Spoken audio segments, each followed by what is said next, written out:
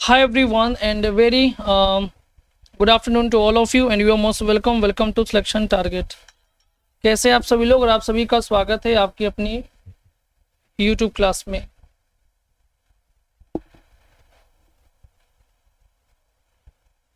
चलिए सभी को प्रणाम, नमस्कार, आदाब, सत श्री अकाल, राधे राधे, राम राम।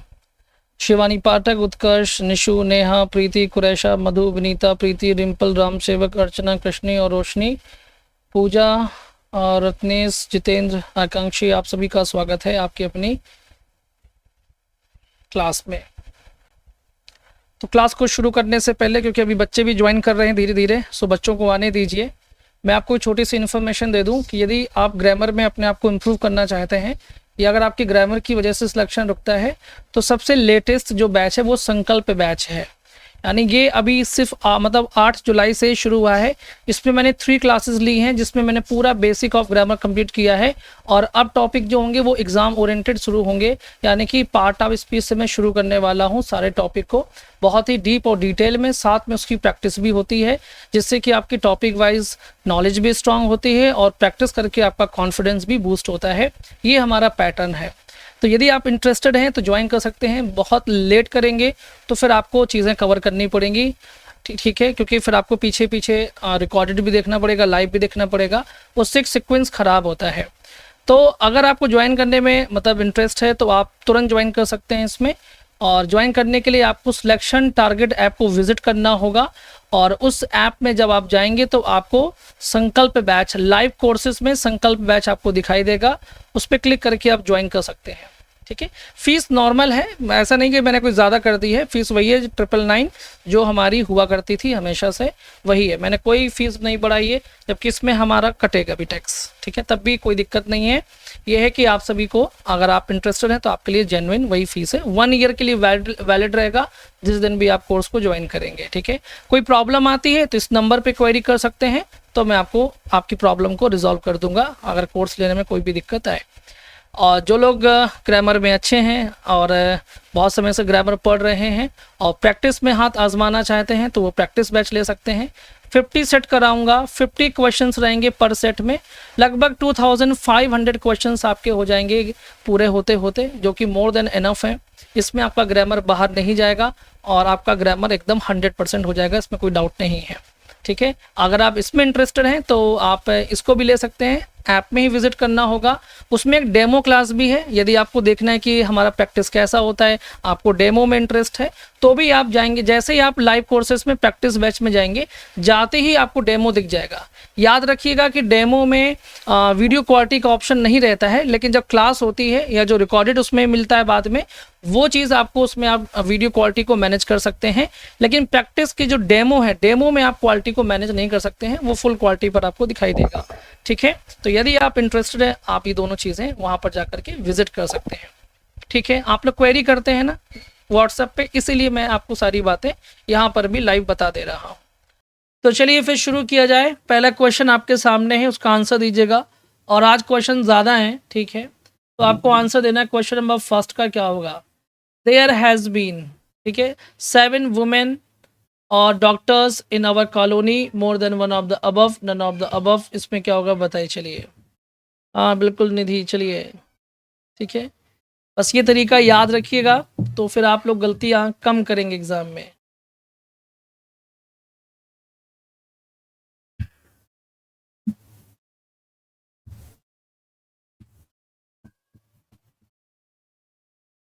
ठीक है, चलिए फर्स्ट का डी आंसर आ रहा है, तो कुछ लोग बी भी कर रहे हैं, लेकिन आप लोग ना सौतन पे ध्यान नहीं दे रहे हैं। देखिए पहले आराम से पढ़िए, जल्दीबाजी तो कुछ है नहीं है। और मैंने एक चीज़ नोटिस किया कि बीपीएससी में क्वेश्चन लेंदी नहीं होता है, क्वेश्चन बहुत छोटा सा होता है, एकदम छुटकू सा होता है। ठीक है, और ये 2 ऑप्शन की वजह से थोड़ा लंबा दिखता है वो, बट होता इतना लंबा नहीं है, बहुत ही छोटा सा क्वेश्चन होता है। तो थोड़ा दिमाग लगा के आप लोगों को पढ़ना है। अब ध्यान से देखिए क्या होने वाला है। लिखा हुआ है कि देयर हैज़ बीन लिखा हुआ है, तो हैज़ बीन की जगह पर पहली बात तो आपको हैव बीन करना पड़ेगा, क्योंकि 7 वुमेन की बात हो रही है, मतलब 7 हैं, तो प्लूरल हुआ कि नहीं हुआ, पहले तो यही दिमाग लगा लीजिए। ठीक है, और जब 7 हुआ तो यहाँ पर वुमेन डॉक्टर्स का प्लूरल क्या बनता है, आपको ये बात पढ़ाया गया है कि वो हो जाएगा वुमेन का वुमेन हो जाएगा और डॉक्टर का डॉक्टर्स हो जाएगा। ठीक है। तो सो यहाँ पर भी मिस्टेक है। अब कुछ बच्चे कह रहे यहाँ पर देयर होगा, काहे देयर होगा, हमारी कॉलोनी में भी तो महिलाएं हो सकती हैं ना, तो यहाँ पर इससे कोई फर्क नहीं पड़ता है। ठीक है, हम ये कह रहे हैं कि हमारी कॉलोनी में 7 महिला डॉक्टर हैं, तो हमारी के लिए तो अवर यहाँ पर ठीक है, देयर की यहाँ पर क्या ज़रूरत है, ये महिलाओं की कॉलोनी थोड़ी है। ठीक है, हमारी कॉलोनी में 7 महिलाएं रहती हैं, इसमें कोई दिक्कत नहीं है। जो भी दिक्कत है वो ए ऑप्शन में है और बी ऑप्शन में है, इस तरह से आपका डी वाला ऑप्शन सही हो जाएगा। ठीक है, तो सौतन से प्रेम मत कीजिए, सौतन से नफरत कीजिए, तभी बीपीएससी क्लियर होगा। ठीक है, ये बात ध्यान रखिएगा। चलिए क्वेश्चन नंबर 2 का आंसर दीजिएगा। Radhe Radhe Preeti ji, answer the question. ठीक है, हाँ बिल्कुल नेहा। क्वेश्चन नंबर 2 इज, दिमाग का तो खेल ही है बेटा, दिमाग है तो सब कुछ है और दिमाग नहीं है तो फिर पता है ना क्या है, 300 दिहाड़ी में किसी भी नेता के वो बन जाइए, क्या बोलते हैं उसको जो घूमते रैली में दिन भर। इसमें क्या होगा, the committee put forward a number of criterions for the post, more than one of the above, none of the above. इसमें क्या होगा बताइए।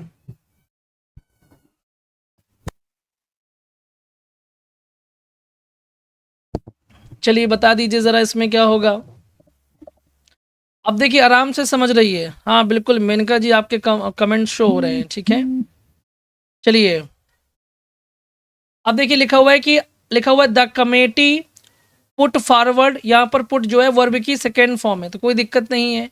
Put forward a number of, ठीक है, नंबर ऑफ क्राइटेरियंस होता है, तो क्राइटेरियंस की जगह पर आपको क्या लिखना पड़ेगा, क्राइटेरियन लिखना पड़ेगा। ठीक है, क्राइटेरिया। ठीक है, बात समझ में आ गई, आपको क्राइटेरिया लिखना पड़ेगा। तो द राइट ऑप्शन इज, यहाँ पर आपका क्या हो जाएगा, बी हो जाएगा। Is that clear? क्योंकि क्राइटेरियंस जो होता है ना वो आपका सिंगुलर होता है, क्राइटेरिया आपका प्लूरल होता है, सो आपको बी ऑप्शन यहाँ पर लिखना पड़ेगा। सो केवल और केवल बी में ही मिस्टेक है और कहीं पर मिस्टेक नहीं है।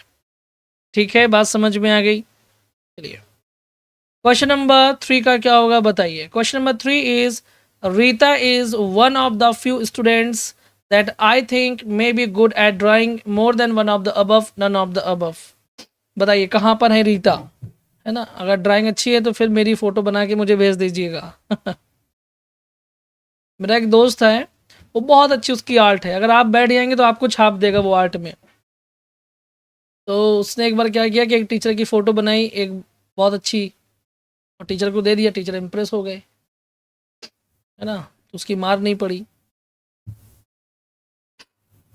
चलिए अब देखिए यहाँ पर देखिए लिखा हुआ है Rita is one of the few students, तो इसमें गलती क्या है वो समझना पड़ेगा। इसमें गलती क्या है, लॉजिक के साथ में आंसर दीजिए। रीता सिंगुलर है तो इज आएगा, ठीक है। वन ऑफ लगा हुआ है, ठीक है। द फ्यू लगा हुआ है, फ्यू के साथ में प्लूरल नाउन आता है तो ये लगा हुआ है, तो यहाँ पर जो दैट आ सकता, बिल्कुल दैट आएगा क्योंकि फ्यू है तो दैट आएगा। फिर आई के साथ में थिंक लगा हुआ है तो थिंक भी हो जाएगा, और मे लगा हुआ है, ठीक है कोई बात नहीं। और गुड के बाद में ड्राइंग लिखा हुआ है तो एट सही है, यहाँ पर कोई गलती नहीं है। आपको मैंने पढ़ाया भी था कि गुड एट होता है और बैड एट होता है। ठीक है, चाहे पर कोई चीज़ समथिंग हो, मैंने चेक किया है, समथिंग हो चाहे कोई एक्टिविटी हो, सब में यही आपको लगाना गुड एट। ठीक है, ये ऑक्सफोर्ड के हिसाब से मैं बता रहा हूँ आप, तो गुड एट होता है, तो यहाँ पर भी कोई मिस्टेक नहीं है। सो इस तरह से इसमें कोई गलती नहीं है, नन ऑफ द अबव यहाँ पर ऑप्शन हो जाएगा। ठीक है, तो जब आप ऐसे ही ऑप्शन टू ऑप्शन चलेंगे तब तो आप सही आंसर कर ले जाओगे बेटा। और अगर आप ऐसे है कि बस आपने एक नज़र में देखा और जो मिला उसी को टिक कर देंगे तो नंबर कट जाएगा आपका। ठीक है, इस बात को दिमाग में बैठाइए, पढ़ाई चाहे कम करिए पर दिमाग में ये बात आपको बैठानी ज़रूर है कि आपको ऑप्शन टू ऑप्शन चलना है। पहले एक ऑप्शन क्लियर कर लीजिए कि एक ऑप्शन में तो कोई मिस्टेक नहीं है। ठीक है, बात समझ में आ गई। चलिए हाँ राकेश प्रणाम नमस्कार, आंसर द क्वेश्चन बताइए। हाँ बिल्कुल शिवू। चलिए of Shimla and Nainital which city is the coolest, more than one of the above, none of the above. इसमें क्या होगा बताइए। सर दैट को ऑब्जेक्टिव केस में यूज कर सकते हैं क्या, अब किस तरह से यूज करना है वो तो बताइए, क्योंकि दैट यहाँ पर तो रिलेटिव प्रोनाउन है, तो यहाँ पर सब्जेक्टिव केस और ऑब्जेक्टिव केस की, अच्छा समझ में आ गया आप क्या कहना चाह रहे हैं। पहली बात तो दैट बिल्कुल यूज़ हो सकता है, कोई दिक्कत नहीं है, और फ्यू लगा हुआ है तो दैट तो आएगा ही आएगा, ठीक है, यूज़ हो सकता है। चलिए अब देखिए यहाँ पर बात हो रही दो शहर की, शिमला और नैनीताल, क्योंकि उत्तराखंड में नहीं, उत्तराखंड में तो नहीं, शिमला अलग है नैनीताल अलग है ना। अब देखिए यहाँ पर क्या होगा, कूलेस्ट, यहाँ पर तो कूलेस्ट नहीं होगा, कूलर होगा, ठीक है, क्योंकि जब दो की चर्चा होती है तो हम कंपैरेटिव डिग्री का इस्तेमाल करते हैं, ना कि सुपरलेटिव डिग्री का इस्तेमाल करते हैं, ठीक है, ये बात याद रखिएगा। ऑफ ऑल क्यों लगा रहे हैं आप बेटा, ये समझना होगा। यहाँ पर लिखा हुआ है ऑफ शिमला एंड नैनीताल, ठीक है, और लिखा हुआ है विच सिटी, तो इन दोनों में से हम चूज़ कर रहे हैं कि कौन सी सिटी। तो आपको जब ज़्यादा में से चूज़ करना होता है तो आपको पता है कि विच का इस्तेमाल किया जाता है, which city is the cooler हो जाएगा यहाँ पर, ठीक है, कौन सी ज़्यादा ठंडी है ना। कुछ लोग एसी लगा रहे हैं, कुछ लोग कूलर लगा रहे हैं कूलर सही है, ठीक है, C will be the right option यहाँ पर हो जाएगा, याद रखिएगा। बात समझ में आ गई। हाँ, अब देखिए गर्मी आ रही है तो कूलर लगाइए, फ्रिज लगाइए, एसी लगाइए, और चाहे मटका रख लीजिए, जिसकी जैसी सुविधा, ठीक है, सबसे अच्छा मटका है ना, मटका का पानी पीजिए और मटक मटक के चलिए। Question number 5, not only he but also others were find for direction of duty, इसमें क्या होगा बताइए, चलिए।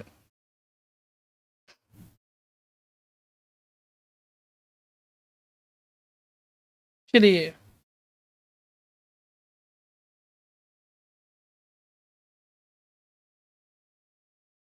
इसमें महज बिन ई ऑप्शन चूज कर रहे हैं ना, वेरी गुड, इसमें शिव नो, ठीक है।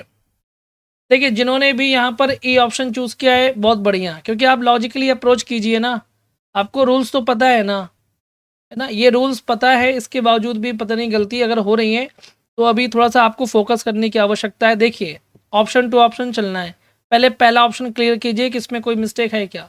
नॉट ओनली के बाद में ही है तो ठीक है, बट आल्सो अदर्स लिखा हुआ है, ठीक है, तो ये आपका प्लूरल है तो ठीक है, वर्ब आपकी प्लूरल है तो ठीक है, फाइन लगाया जाता है तो इसलिए यहाँ पर वर्ब की थर्ड फॉर्म आई हुई है, पैसिव में, ठीक है, किस लिए, डेरेलिक्शन के लिए, ठीक है, डेरेलिक्शन के लिए, बात समझ में आ गई। तो यहाँ पर फॉर डेरेलिक्शन लगेगा ऑफ ड्यूटी, फिर more than one of the above, none of the above, यहाँ पर तो इसमें कोई मिस्टेक है ही नहीं, तो द राइट ऑप्शन इस क्या हो जाएगा, ठीक है। सुजीत सिंह, देखिए मतलब मुझे लगता है कि मेरी लाइव क्लास में ये फर्स्ट टाइम ऐसा हुआ है ना, जो किसी बच्चे ने इस तरह से एक डोनेशन टाइप का आप कह सकते हैं दिया हुआ है ना। चलिए अच्छा है, आपका डोनेशन किसी ना किसी के काम आ जाएगा। तो ये बात समझ में आ गई, इसमें क्या होगा, नन ऑफ द अबव, यहाँ पर ऑप्शन सही होगा, याद रखिए, ठीक है। हाँ बिल्कुल सुजीत जी ने दिया है, so thank you so much, है ना। हाँ मेरे पास जब भी एक्स्ट्रा पैसा होता है ना, एक बार और एक स्टूडेंट ने हमको एक्स्ट्रा पैसे दिए थे, जब कोर्स लिया था उन्होंने, तो उसी एक्स्ट्रा पैसे से हमने किसी बच्चे का भला कर दिया था। तो ये मेरे एक नेचर में भी है कि मैं एक्स्ट्रा पैसा किसी का रखता नहीं हूँ अपने पास में। क्वेश्चन नंबर 6 का क्या होगा बताइए, he explained to the government why the manufacturing of cars have been stopped in his new factory, more than one of the above, none of the above, इसमें क्या होगा बताइए, चलिए, ठीक है, इसमें क्या होगा बताइए।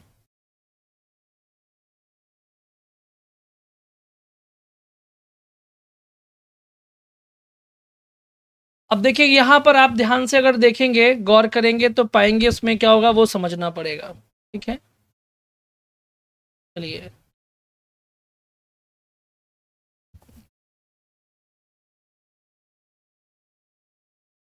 Thank you so much Sujit है ना।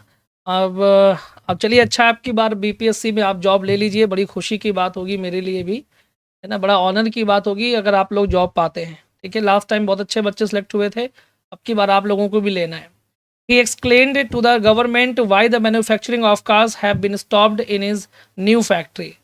तो थोड़ा सा गौर करते हैं, देखते हैं क्या है लिखा हुआ है, ही एक्सप्लेन्ड लिखा हुआ है, तो मैं आपको बता दूं कि एक्सप्लेन एक ऐसा वर्ब है जब आप किसी समथिंग, किसी चीज़ को आप एक्सप्लेन करते हैं तो आपको कोई भी प्रेपोजिशन लगाने की आवश्यकता नहीं है।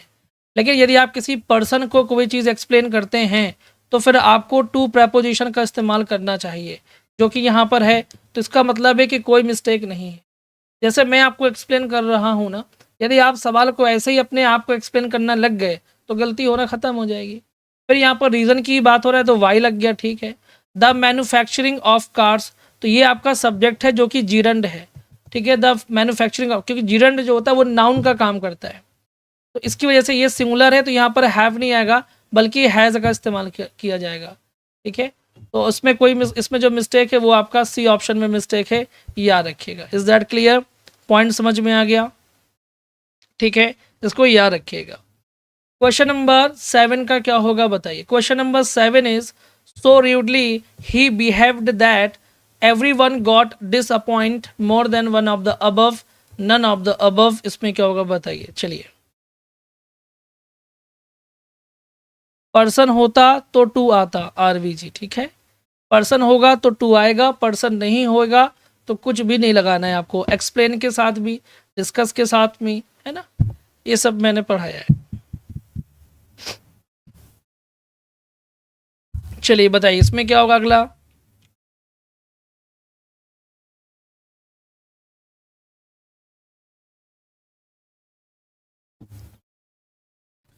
देखिए यहाँ पर अगर आप गौर करेंगे तो यहाँ पर आपको क्या करना है कि लिखा हुआ है सो रूडली लिखा हुआ है, तो ये आपका एडवर्ब है। जब सो प्लस एडवर्ब आता है तो आपको इन्वर्जन करना पड़ता है। क्या करना पड़ता है? इन्वर्जन। तो आप चाहे तो आप हैड लगा दीजिए, चाहे डिड लगा दीजिए, एक ही बात है। चाहे आप डिड ही बिहेव लिख दीजिए, ठीक है, और चाहे आप हैड ही बिहेव्ड लिख दीजिए, ठीक है। इसके बाद में फिर यहाँ पर क्या होगा, आगे दैट आएगा, कोई दिक्कत नहीं है। एवरीवन लिखा हुआ है, ठीक है, गॉट लिखा हुआ है। और आपको पता है कि गेट जो होता है वो कॉजेटिव वर्ब होता है, तो इसके साथ में वर्ब की थर्ड फॉर्म भी आती है।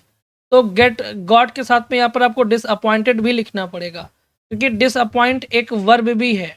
तो यहाँ पर वर्ब की थर्ड फॉर्म आएगी डिसअपॉइंटेड, क्योंकि गेट और हैव ये वर्ब की थर्ड फॉर्म लेते हैं जो कि कॉजेटिव वर्ब होता है। तो right option is more than one of the verb, D वाला ऑप्शन सही हो जाएगा, याद रखिएगा, ठीक है। तो काफ़ी बच्चों ने बहुत अच्छा आंसर किया है, बड़ी खुशी की बात है कि आप लोगों ने चीज़ों को पकड़ने की कोशिश की है, बहुत बढ़िया। बस आपको जल्दीबाजी नहीं करनी है, क्योंकि बिहार में आपको पेपर देने के बाद में पूड़ी खाने नहीं जाना है, ठीक है, ना ही कोई भंडारा खाने जाना है। आपको पूरे मन से पेपर देना है, नौकरी लेनी है।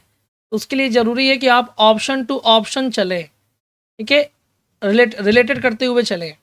यदि आप ऐसा करेंगे तो आपकी जॉब पक्की है, ये 100% पूरी दुआएं हैं कि आपकी जॉब पक्की है। चलिए, नमस्ते Shivangi ji, Shivani ji, okay. Answer the question, she has no one else to look after her than me more than one of the above, इसमें क्या होगा बताइए। अब देखिए लिखा हुआ she has no one else. आपको पता है कि एल्स के साथ में हम बट लगाते हैं, ठीक है, और अदर के साथ में हम दैन का इस्तेमाल करते हैं। डी ऑप्शन क्यों होगा? डी के लिए क्यों, डी क्यों होगा? अच्छा ये बताइए, चलिए डी के लिए क्यों होगा वो मुझे बताएं, आप लोग इसका एक्सप्लेनेशन दें, है ना। तो देखिए she has no one else, तो एल्स है, इसके लिए आपको यहाँ पर आपको पता है कि दैन नहीं आएगा, बट का इस्तेमाल करना पड़ेगा। और जब बट होगा यहाँ पर तो बट के बाद में तो ऑब्जेक्टिव केस आएगा ही आएगा। सो यहाँ पर मी बिल्कुल सही है, इसमें कोई दिक्कत नहीं है।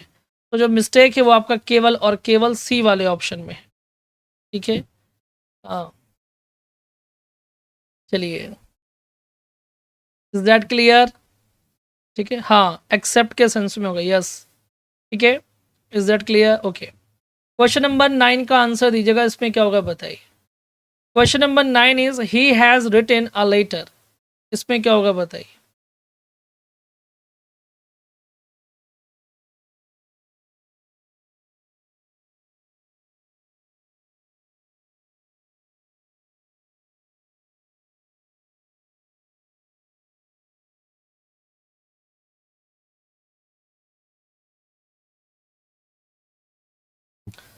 अब देखिए यहाँ लिखा हो he has written a letter, ठीक है, हाँ बिल्कुल। देखिए सुमन जी करें सेशन को लाइक और शेयर ज़रूर कर दीजिएगा।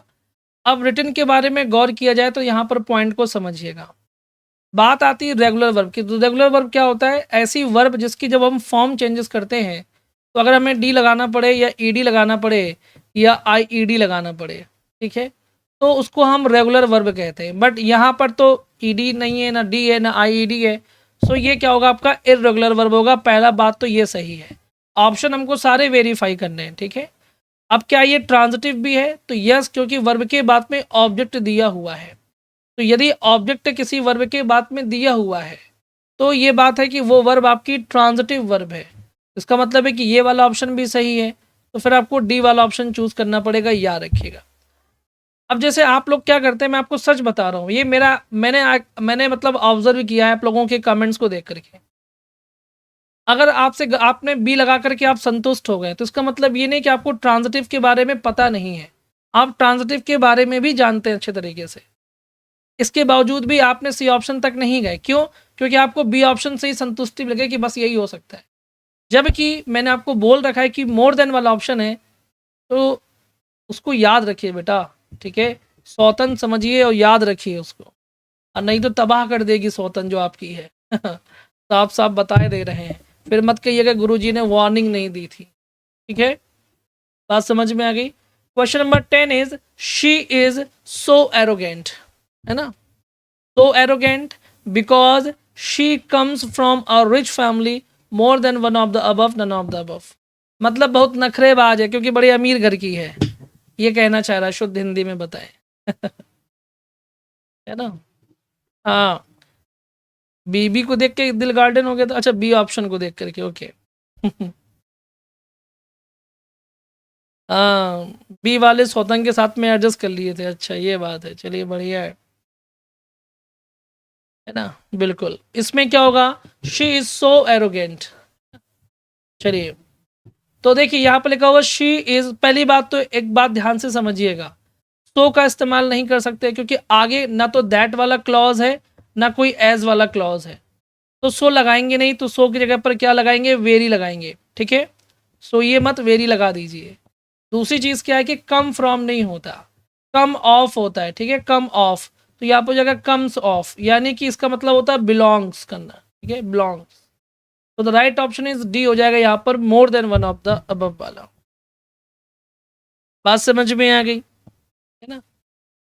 चलिए, और रमज़ान का महीना भी शुरू हो चुका है। मैं आप लोगों को बधाई नहीं दे पाया, पेड वाले बैच में तो बच्चों को दे दिया था, लेकिन आप सभी को भी रमज़ान के पावन पर्व की, पावन महीने की बहुत सारी शुभकामनाएं ना। और ये महीना भी आपके लिए अच्छा रहे, जीवन में तरक्की लेकर के आए, खुशियाँ लेकर के आए, समृद्धि लेकर के आए।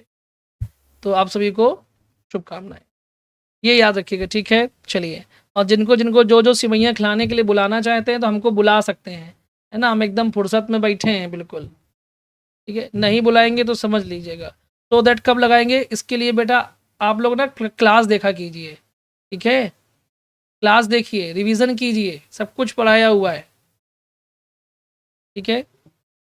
थोड़ा सा आप खुद कंफर्ट जोन से बाहर निकल के चीज़ों को रिवाइज करेंगे तो समझ में आएगा। बताने को तो 1 सेकेंड में हम बता देंगे, क्या फ़ायदा रहेगा उससे, है ना। हाँ, इसीलिए मैं अब हार्डवर्क बच्चों से करवाना चाहता हूँ। शी सैंग, इसमें क्या होगा बताइए। चलिए, हैप्पी दिवाली, पगला गई है। अभी कहाँ हैप्पी दिवाली आ गई है ना। आ जाएं, चलिए, अच्छा ठीक है। हाँ, शी सैंग, इसमें क्या सही होगा बताइए। तब तो मेरी सिवैयाँ पक्की हैं, अब तो जगह जगह सिवैयाँ मिलेंगी, खाने को मज़ा आ जाएगा। अब देखिए, इसमें जो राइट ऑप्शन होगा बेटा वो सी वाला सही होगा, क्योंकि पहले देखिए रूल होता है MPT का, है ना, मम्मी पापा टीचर। मतलब मम्मी मैनर सिखाती हैं, है ना, पापा जगह जगह घुमाते हैं, और जो टीचर होते हैं वो क्या करते हैं? वो टाइम की कीमत समझाते हैं आपको। तो बन गया, देखिए ये आपका क्या हो गया? मैनर हो गया। ये क्या हो गया? प्लेस हो गया यहाँ तक। और ये क्या हो गया? टाइम हो गया। तो MPT सही है, C will be the right option यहाँ पर होने वाली है, ठीक है। बात समझ में आ गई। चलिए, इसको याद रखिएगा बढ़िया तरीके से, ठीक है। हाँ, मुझे पता था कि निधि इस कमेंट को करने के लिए बड़ी बेताब है, इसीलिए उन्होंने जानबूझ करके दिवाली लिखा, ताकि वो कह सकें कि मेरा फ़ोन में कुछ भी बोल सकता हूँ। क्यों, है ना, मुझे पता है, पता है। सिनोनिम ऑफ कंप्लायंस इसका क्या होगा बताइए। कंप्लायंस का मतलब क्या होता है? अभी होली नहीं आई बेटा, अभी होली में बहुत टाइम है। हाँ। देखिए, कंप्लायंस का मतलब होता है अनुपालन, ठीक है, यानी किसी बात की आज्ञा कह सकते हैं आप, आज्ञा मानना, अनुपालन करना, आज्ञा मानना, यानी कि ओबीडियंस आप कह सकते हैं सिनोनिम में। रिकपरेशन का मतलब होता है स्वास्थ्य लाभ, यानी कि जो आपको, जैसे कोई व्यक्ति बीमार रहता है और फिर वो ठीक हो जाता है तो उसी को बोलते हैं रिकपरेशन, ठीक है। और डिक्लाइन का मतलब क्या होता है? पतन होता है। डिक्लाइन का मतलब होता है पतन, अबरेशन, ये सब पढ़ा है मैंने आपको। तो C will be the right option यहाँ पर हो जाएगा, याद रखिए, ठीक है। बागड़ बिल्ला अच्छा था, बिल्कुल। चलिए, क्वेश्चन नंबर 13 का क्या होगा? Antonym of sanity. निधि करिए सर, मेरे घर भी 19 को बर्थडे पार्टी है। बेटा आप घर में रहते हो कि होटल में रहते हो, मुझे ये समझ भी नहीं आ रहा है। बिल्कुल सौरभ, मुझे भी समझ में नहीं आया कि निधि किसी के होटल में रहती है कि घर में रहती है, क्योंकि होटल में तो डेली पार्टीज आती हैं। तो होटल में रहती है कि होटल के बगल में रहती हैं, कि घर में रहती हैं? क्यों निधि, बताइए ज़रा आप। इसमें क्या होगा? Antonym of sanity. सैनिटी का मतलब होता है मानसिक स्वास्थ्य, तो इसका हो जाएगा आपका पैरानोइया। पैरानोइया का मतलब होता है पागलपन, है ना। और सेंसिबिलिटी मतलब होता है संवेदनशीलता। बात समझ में आ गई। और फिल्थ का मतलब होता है गंदगी। तो उसमें राइट ऑप्शन हो जाएगा ए, आपका सही हो जाएगा, याद रखिएगा। गंदगी वाले को, गंदगी मतलब ये डर्ट से लेना देना है, गंदगी मतलब डर्ट से लेना देना है, तो इसका मानसिक स्वास्थ्य से कोई लेना देना नहीं है, ठीक है। बात समझ में आ गई। तो इसलिए केवल ए ऑप्शन सही है मेरे हिसाब से, ठीक है। फिल्थ मतलब गंदगी, डर्ट, ये सब चीज़ें हैं, ठीक है। तो उसमें क्या होगा? ए ऑप्शन सही है, याद रखिएगा, ठीक है। क्वेश्चन नंबर 14 की क्या होगी? हाँ हाँ, तो ठीक, सर आपकी तरह ही हमारी ज्वाइंट फैमिली है, 28 लोग हैं। तो फैमिली क्यों कह रहे हैं? जिला घोषित करवा लीजिए।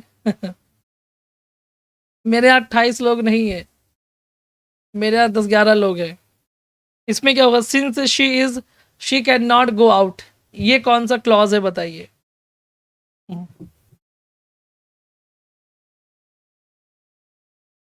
अब देखिएगा, ये सिंस शी इज इल, ये आपका एडवर्ब क्लॉज है, याद रखिएगा, ठीक है।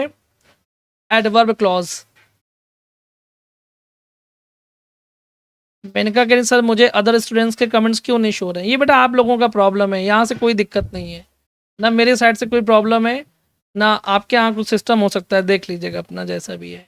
C will be the right option यहाँ पर हो जाएगा, याद रखिएगा। क्वेश्चन नंबर 15 का क्या होगा बताएं। क्वेश्चन नंबर 15 का, I like to see a face with a smile on it, है ना। मैं तो भाई टीजीटी वाली क्लास को मिस कर रहा हूँ, ये बीपीएससी वाले में थक गए हैं। मोर देन वाला खेल के। चलिए, इसमें क्या होगा? I like to see a face with smile on it. चलिए देखिए, अब विद स्माइल जो है ना फेस के लिए, तो फेस क्या है? नाउन है। और कैसा फेस? विथ ए स्माइल वाला फेस। तो ये आपका एडजेक्टिव फ्रेज हो जाएगा, याद रखिए, क्योंकि ये फेस की क्वालिटी बता रहा है, ठीक है। फेस कैसा? विथ ए स्माइल, मुस्कुराता हुआ चेहरा, है ना। ये नूरानी चेहरा, मुस्कुराता चेहरा, है ना। तो उसमें क्या होगा? बी ऑप्शन सही हो जाएगा, याद रखिए। क्वेश्चन नंबर 16 का क्या होगा? Nobody should look down the poor.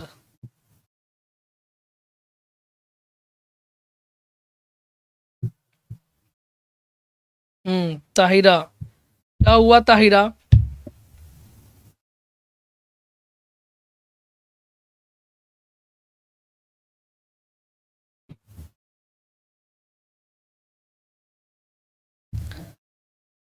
निधि, वो आपका पर्सनल मैटर है, निपट लीजिए जैसे निपटना है। देखिए, लुक डाउन अपॉन यहाँ पर इस्तेमाल किया जाएगा, ठीक है।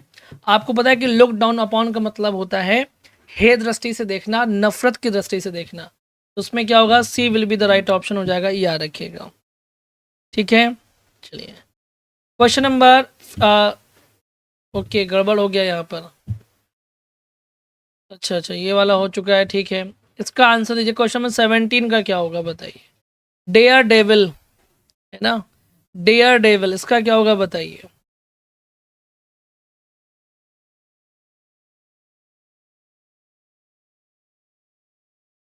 डेयर डेविल,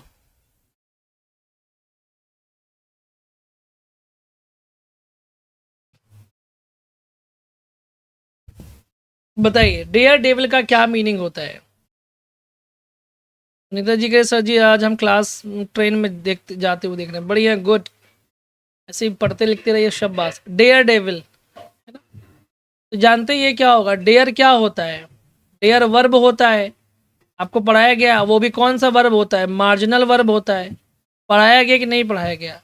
और डेविल आपका नाउन हो जाएगा, तो ये हो जाएगा वर्ब प्लस नाउन, सो बी ऑप्शन सही हो जाएगा, याद रखिएगा। ठीक है, नाउन प्लस वर्ब नहीं होगा, वर्ब प्लस नाउन होगा बेटा, ठीक है। चलिए, सो उसमें क्या होगा, बी ऑप्शन सही है।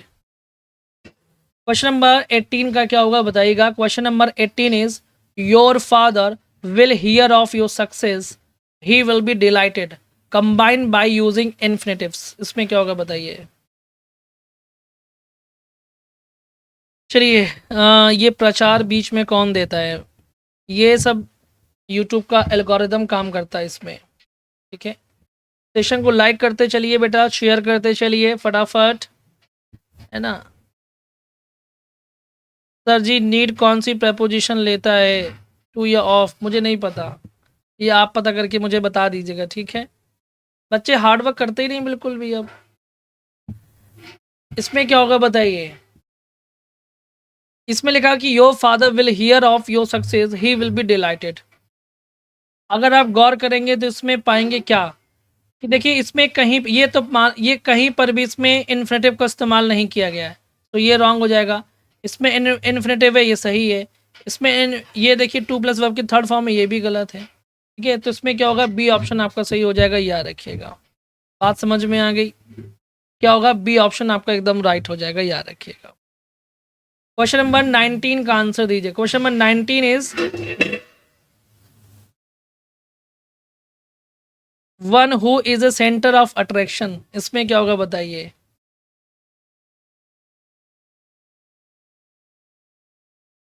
चलिए बता दीजिए।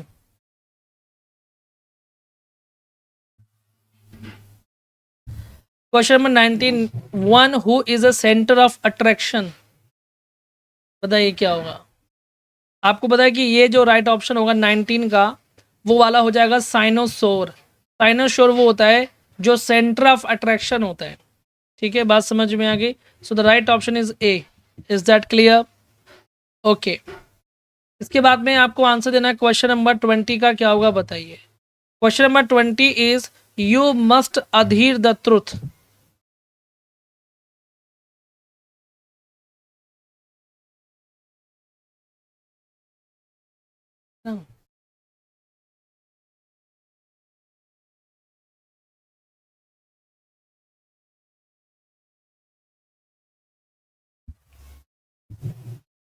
You must Adhir the truth, इसमें क्या होगा बताइए।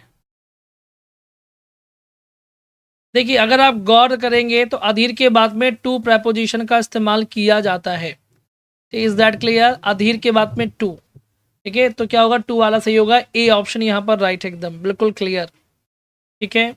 चलिए, इसके बाद में आपको आंसर देना है क्वेश्चन नंबर 21 का, क्या होगा, find the correct spelled word,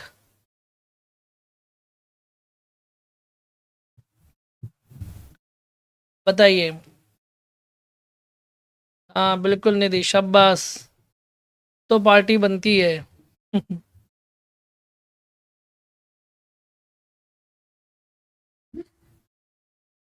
ज़्यादा पार्टी वार्टी मत किया कीजिए, पता है क्यों, क्योंकि पार्टी में अच्छी अच्छी चीज़ें खाएंगी, अच्छी अच्छी चीज़ें खाएंगी तो फिर मोटापा बढ़ेगा। अब देखिए, यहाँ पर जो राइट ऑप्शन है वो आपका सही है, कौन सा देखते हैं, इसमें तो ए नहीं होगा, प्रा नहीं होगा, ये सही है, ठीक है। ENTRE, एंटर, प्री और न्यूर, ठीक है, तो एंटरप्रेन्योर बोलते हैं इसको, एंटरप्रेन्योर, सी ऑप्शन सही हो जाएगा, याद रखिएगा। ठीक है, बात समझ में आ गई, C will be the right option. Question number 22 का क्या होगा बताएं। I have no advice that I can offer you, ये कौन सा सेंटेंस है बताएं।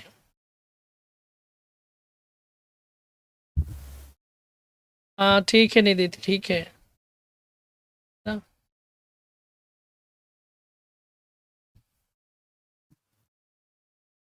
चलिए इसमें क्या होगा, I have no advice that I can offer you.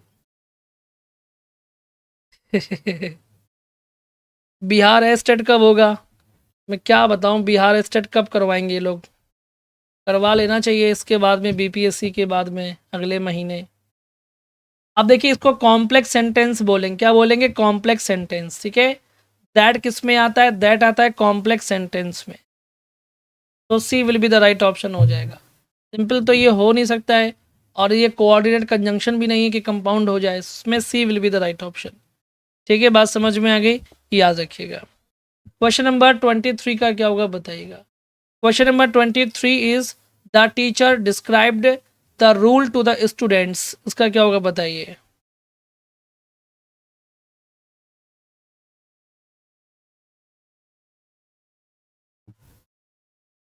जब से बिहार में सरकार बदली है, अब वो बात ही नहीं रह गई है। पहले तो एग्ज़ाम टाइम से होते थे, डिसीजन और सब चीज़ें टाइम से आती थी, अब वही है ना, किसकी सरकार हो गई बिहार में, समझ जाइए, बस गेम हो रहा है। The teacher described the rule to the students. देखिए डिस्क्राइब के बाद में आपको कोई भी प्रपोजिशन नहीं लगाना होता है, सो आएगा नन, है ना, नन। तो ई ऑप्शन आपका यहाँ पर सही हो जाएगा, याद रखिएगा। ठीक है, चलिए बात समझ में आ गई।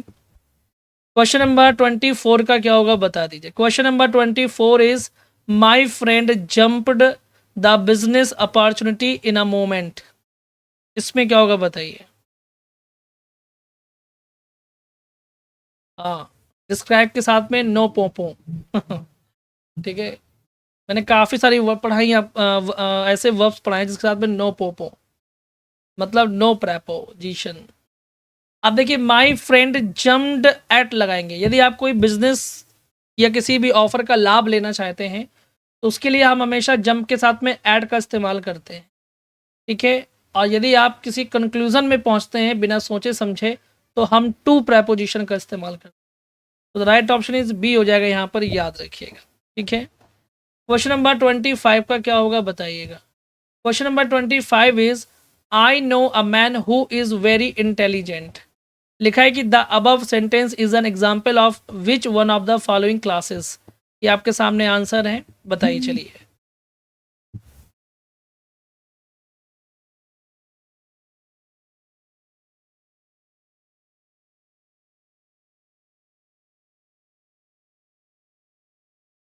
चलिए बता दीजिए इसमें क्या होगा।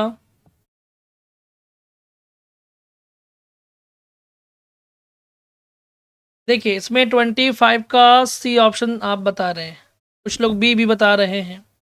देखिए चलिए मैं आपको समझाता हूँ कि ऐसे सवालों को किया कैसे जाता है। लास्ट टाइम इस तरह का सवाल आया था। अब देखिए यहाँ पर रिलेटिव प्रोनाउन की बात की जा रही है, तो यहाँ पर हु क्या है, ये रिलेटिव प्रोनाउन है।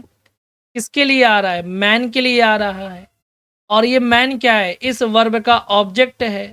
तो जब ऑब्जेक्ट के लिए रिलेटिव प्रोनाउन आता है तो हम उसको बोलते हैं रिलेटिव प्रोनाउन इन एक्यूजेटिव केस बोलते हैं। अगर लिखा होता मान लीजिए कि अ मैन, मैंने कहा मान लीजिए मैंने लिखा अ मैन, फिर मैंने यहाँ पर लिख दिया हु इज़ इंटेलिजेंट, ऐसे लिख दिया मैंने मान लीजिए कुछ, तो अब मैन आपका ये सब्जेक्ट है और इसके लिए हु आया हुआ है, तो फिर नॉमिनेटिव केस हो जाता। तो इसमें राइट ऑप्शन क्या होगा, ए ऑप्शन सही होगा, रिलेटिव प्रोनाउन इन एक्यूजेटिव केस। एक्यूजेटिव केस मतलब जो ऑब्जेक्टिव केस होता है, नॉमिनेटिव केस जो सब्जेक्टिव केस होता है, जेनेटिव केस यानी कि जो पॉजिटिव केस होता है। तो इसमें राइट ऑप्शन इज ए यहाँ पर हो जाएगा, सिंपल सी बात। ठीक है, तो बहुत अच्छी तरीके से तैयारी रखिएगा, ये सब आपके एग्जाम में पूछा जाता है। ठीक है, बात समझ में आ गई है ना, अच्छे से पढ़ाया मैंने, निधि बता रही है ना, हाँ पढ़ाया था ना, वेरी गुड। क्वेश्चन नंबर 26 का क्या होगा, the moment which is lost for ever, इसमें क्या होगा बताइए।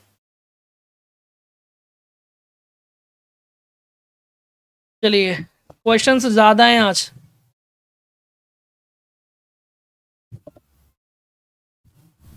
हाँ,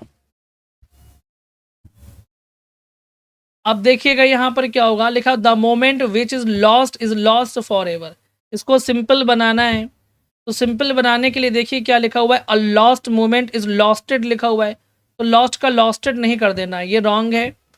अ लॉस्ट मोमेंट आर नहीं होगा, तो ये सी वाला ऑप्शन सही हो जाएगा। A lost moment is lost for ever, C option यहाँ पर सही हो जाएगा। ठीक है, सो इसमें सी वाला ऑप्शन जो होगा वो आपका एकदम सही हो जाएगा। Is that clear? चलिए, इसको अच्छे तरीके से याद रखिएगा जी। बिल्कुल प्रीति जी, ठीक है, बात समझ में आ गई। मैंने कहा ओके ठीक है, सी ओके। चलिए गुड। क्वेश्चन नंबर 27 का क्या होगा, you should have stood by your brother, इसमें क्या होगा बताइए।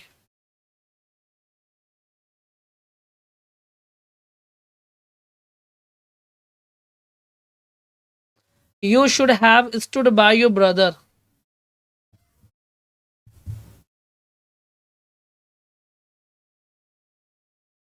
इसमें किस टेंस का ऑब्लिगेशन शो हो रहा है वो बताइए।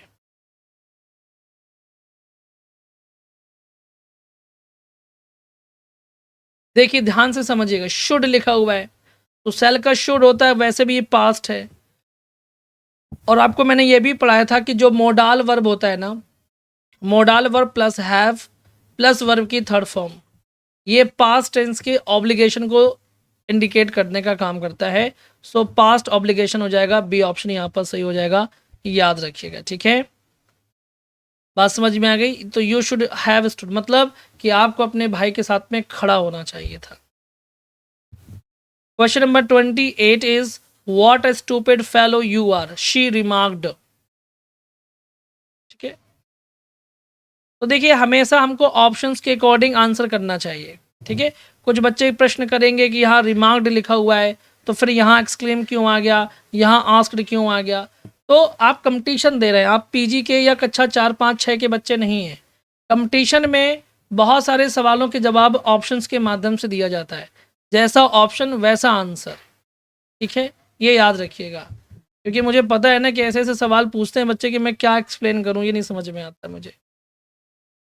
और जब मैं कहता हूँ कि ऑप्शंस को देखिए आपको आंसर मिल जाएगा, तो उनको आंसर मिल भी जाता है।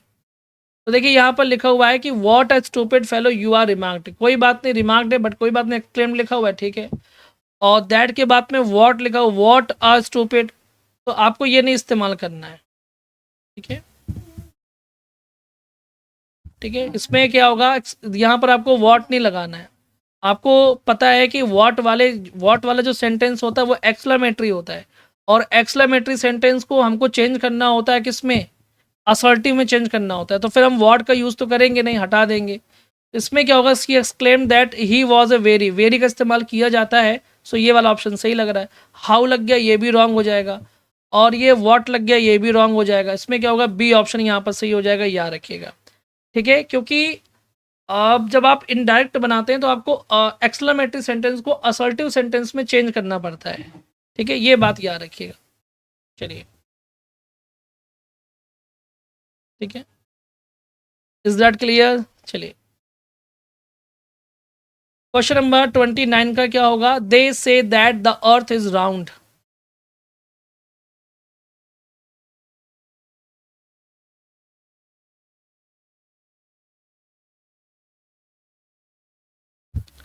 देखिए, और एक चीज़ मैं आपको कंफर्म कर दूं कि कल क्लास शायद नहीं हो पाएगी। एक्चुअली मैं इस समय ना बड़े बुरे दौर से गुजर रहे हैं, मतलब लोग बड़ी बुरी चीज़ से गुजर रहे हैं इस समय, प्रॉब्लम आ रही हैं। तो कल हो सकता है कि मैं चला जाऊं बाहर, मुझे फादर को लेके जाना है दिखाने के लिए, है ना, उनका ट्रीटमेंट, मतलब ज़्यादा कुछ दिक्कत नहीं है वैसे, आप लोगों में तो ईश्वर की कृपा से सब ठीक है, बट उनका एक टाइम टू टाइम चेकअप वगैरह जो भी है, दवाइयाँ वगैरह, तो कल उसका टाइम है, तो कल मैं बाहर चला जाऊँगा। ठीक है, सो मैं कल रहूँगा ही नहीं घर में, शायद कल कोई भी क्लास ना हो पाए, तो जैसा भी होगा कंफर्म करके बता दूंगा। ठीक है, दैट इसमें क्या होगा, इसमें आपका ऑप्शन सही होगा, it is said that the earth is round, C option सही हो जाएगा, याद रखिएगा। ठीक है, it is said that the earth is round, इसमें सी ऑप्शन सही हो जाएगा। चलिए, कुछ नहीं, देखिए है, जिसे मान लीजिए एज भी है, हर चीज़ है, तो वो सब चीज़ें होती ना, अभी एज फैक्टर काम करता है। फिर आजकल देख ही रहे हैं आप, छोटी छोटी कोई भी बच्चा हो, मैं जाता हूँ देखता हूँ कोई ना कोई बीमार हो जाता है ना। मदर अलग बीमार चल रही हैं, अभी उनको दिखा के आया मॉर्निंग में, कल भी दिखा के आया, फादर को भी दिखाना है ना। और एक रिलेटिव्स हैं उनकी, वो भी एडमिट है हॉस्पिटल में, दो दो एडमिट है, तो सब चीज़ें दिमाग में चलती रहती हैं बेटा। लाइफ इज़ नॉट ईजी, किसी की भी हो। द गर्ल इज़ ऑनेस्ट, है ना। अभी ठीक नहीं है आकांक्षा जी, दवा चल रही है अभी, तो हफ्ता 10 दिन लगेगा। द गर्ल इज़ ऑनेस्ट, इसमें क्या होगा बताइए। देखिए इसमें कुछ बच्चे मुझे पता है कि आंसर करेंगे, बट इसमें एक्चुअली में कोई भी आर्टिकल का इस्तेमाल नहीं किया जाएगा, क्योंकि आर्टिकल जो होता है वो नाउन के लिए इस्तेमाल किया जाता है। ऑनेस्ट आपका एडजेक्टिव है, इसके बाद में कोई नाउन मौजूद नहीं है, सो आर्टिकल भी मौजूद नहीं होगा। सिंपल सी बात है, ये नियम सीख लीजिएगा जो भी मिस्टेक किए हैं। इसमें क्या होगा, ई ऑप्शन यहाँ पर सही हो जाएगा, याद रखिएगा।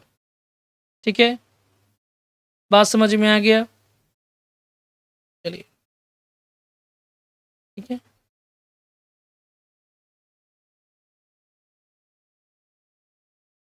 चलिए ओके। हाँ बिल्कुल मेनका जी, वो तो सब लाइफ है, चलता रहता है। ठीक है, तो ये आज के सेशन बस यहीं पर समाप्त होता है। और बहुत सारे ऐसे बच्चे हैं जिन्होंने अभी तक हमारा टेलीग्राम का जो पब्लिक वाला चैनल है वो ज्वाइन नहीं किया है। अगर आप कर लेंगे ना तो आपको क्लास के लिए परेशान नहीं होना पड़ेगा कि मेरी क्लास होगी कि नहीं होगी, उसमें सारी सूचनाएं मिलती रहती हैं। तो मैं यहाँ पर लिंक आपका ड्रॉप कर दे रहा हूँ, ठीक है। मैं यहाँ पर लिंक ड्रॉप कर दे रहा हूँ, आप लोग उससे ज्वाइन कर सकते हैं। ये लिंक मैंने ड्रॉप कर दिया है, इस पर क्लिक करके आप टेलीग्राम का चैनल ज्वाइन कर सकते हैं। ठीक है, याद रखिएगा, ये मैंने भेज दी दोबारा भी। ठीक है, बिल्कुल, चलिए।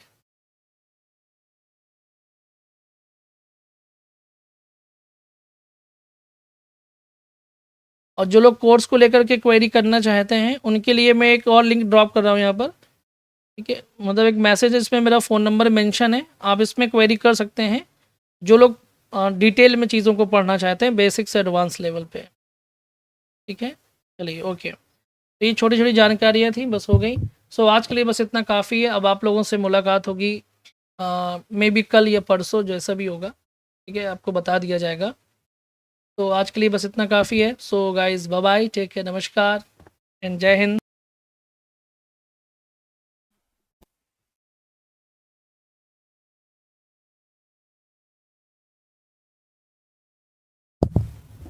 Hi everyone and a very good afternoon to all of you and you are most welcome. Welcome to Selection Target. कैसे आप सभी लोग, और आप सभी का स्वागत है आपकी अपनी पेड यूट्यूब क्लास में।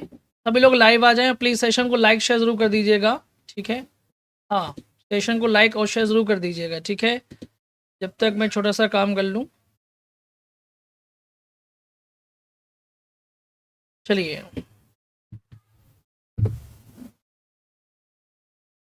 ऑडियो वीडियो क्लियर है, एक बार कंफर्म कर देगा, ये भी कंफर्म कर दीजिएगा कि ऑडियो वीडियो क्लियर है या नहीं।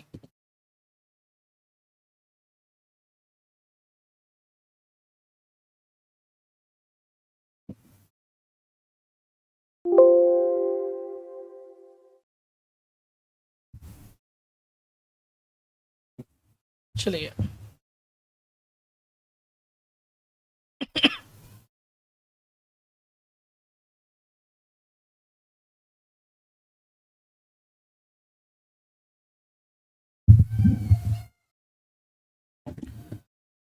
ओके क्लियर है, thank you for the confirmation. और काफ़ी लोग हैं हमारे बीच, छोटन, तायरा और रोशनी, संजू, केशव, संजीव, आरती, मुकेश, राम, संजना, रंजना, राजू, प्रियंका, अर्चना, चलिए रोशनी, अपाला, काशु, सीमा, बहुत सारे बच्चे, महजबिन, फातिमा, विशु, विक्रम, सुजीत, उत्कर्ष, आप सभी का स्वागत है। तो फिर शुरू किया जाए आज का सेशन, है ना। और बस परसों आपका एग्ज़ाम है, तो है ना, कॉन्सेप्ट आपको ये सब कुछ आता है, आप ऐसा मान के चलिएगा। बस आपको करना क्या है, रिवीजन, और साथ में थोड़ा सा कॉन्फिडेंट रहिएगा, है ना। ये जो मोर देन वाला ऑप्शन है ना, ये आपकी सौतन है, ऐसा समझ लीजिएगा। ठीक है, जब आप बीपीएससी का पेपर दे रहे हो तो मोर देन वाले ऑप्शन को अपनी सौतन समझ के ज़्यादा ध्यान दीजिएगा कि कहीं ये तो नहीं है, मोर देन वाला ऑप्शन तो नहीं है। ठीक है, बस इतना ही आपको दिमाग लगाना है, बाकी आप लोग एकदम अच्छा पेपर करके आएंगे अब की बार। चलिए, ओके, सो स्टार्ट किया जाए फिर आज का सेशन। राधे राधे, नमस्कार, जय हिंद। और इसमें ये तो पता है जो लोग पुराना, अब मैं नया बैच शुरू करने वाला हूँ, ठीक है। आप लोगों की डिमांड है कि सर जी अब ये बैच पुराना हो गया है, मतलब दिसंबर का है, हालांकि इसमें अभी बहुत सारी चीज़ें बाकी हैं पढ़ाने के लिए, बट बच्चे कह रहे हैं कि सर नया बैच मतलब हफ्ते 10 दिन के अंदर नया बैच भी शुरू हो जाएगा, ठीक है। तो अगर आप नए बैच में इंटरेस्टेड हैं तो वो ज्वाइन कर लीजिएगा, और अगर आप ओल्ड बैच में इंटरेस्टेड हैं तो ये आपके लिए है। चलिए, जानवी कह रही है कि सर आपके जैसा हमारा कॉन्सेप्ट कब क्लियर हो पाएगा। अब उसके लिए हमारे जैसा आपको पढ़ना भी तो पड़ेगा ना है ना, कि जैसा हमारे हमारे साथ पढ़ना भी पड़ेगा। तो चलिए फिर शुरू किया जाए। पहला क्वेश्चन आपके सामने है, उसका आंसर दीजिएगा। और आज क्वेश्चन ज़्यादा हैं, ठीक है, तो आपको आंसर देना है। क्वेश्चन नंबर फर्स्ट का क्या होगा? देयर हैज़ बीन, ठीक है, 7 वुमेन और doctors in our colony, more than one of the above, none of the above, इसमें क्या होगा बताइए। चलिए, हाँ बिल्कुल निधि, चलिए ठीक है। बस ये तरीका याद रखिएगा, तो फिर आप लोग गलतियाँ कम करेंगे एग्ज़ाम में।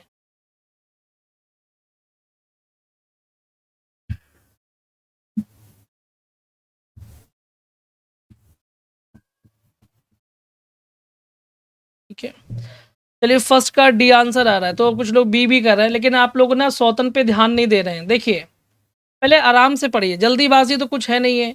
और मैंने एक चीज़ नोटिस किया कि बीपीएससी में क्वेश्चन लेंदी नहीं होता है, क्वेश्चन बहुत छोटा सा होता है, एकदम छुटकू सा होता है, ठीक है। और ये 2 ऑप्शन की वजह से थोड़ा लंबा दिखता है वो, बट होता इतना लंबा नहीं है, बहुत ही छोटा सा क्वेश्चन होता है।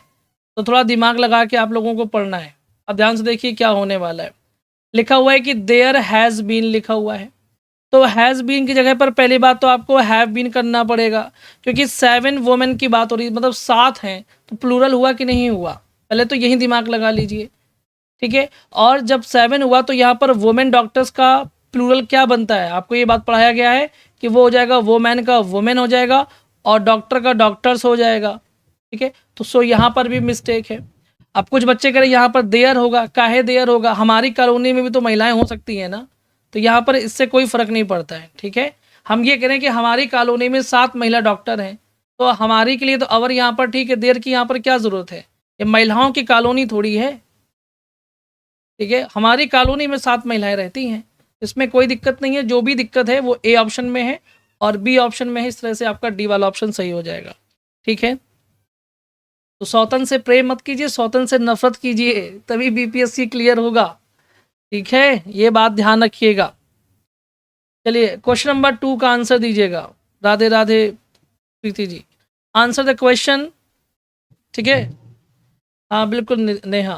क्वेश्चन नंबर 2 इज, दिमाग का तो खेल ही है बेटा, दिमाग है तो सब कुछ है और दिमाग नहीं है तो फिर पता है ना क्या है, 300 दिहाड़ी में किसी भी नेता के वो बन जाइए, क्या बोलते हैं उसको जो घूमते रैली में दिन भर। इसमें क्या होगा, the committee put forward a number of criterions for the post, more than one of the above, none of the above, इसमें क्या होगा बताइए।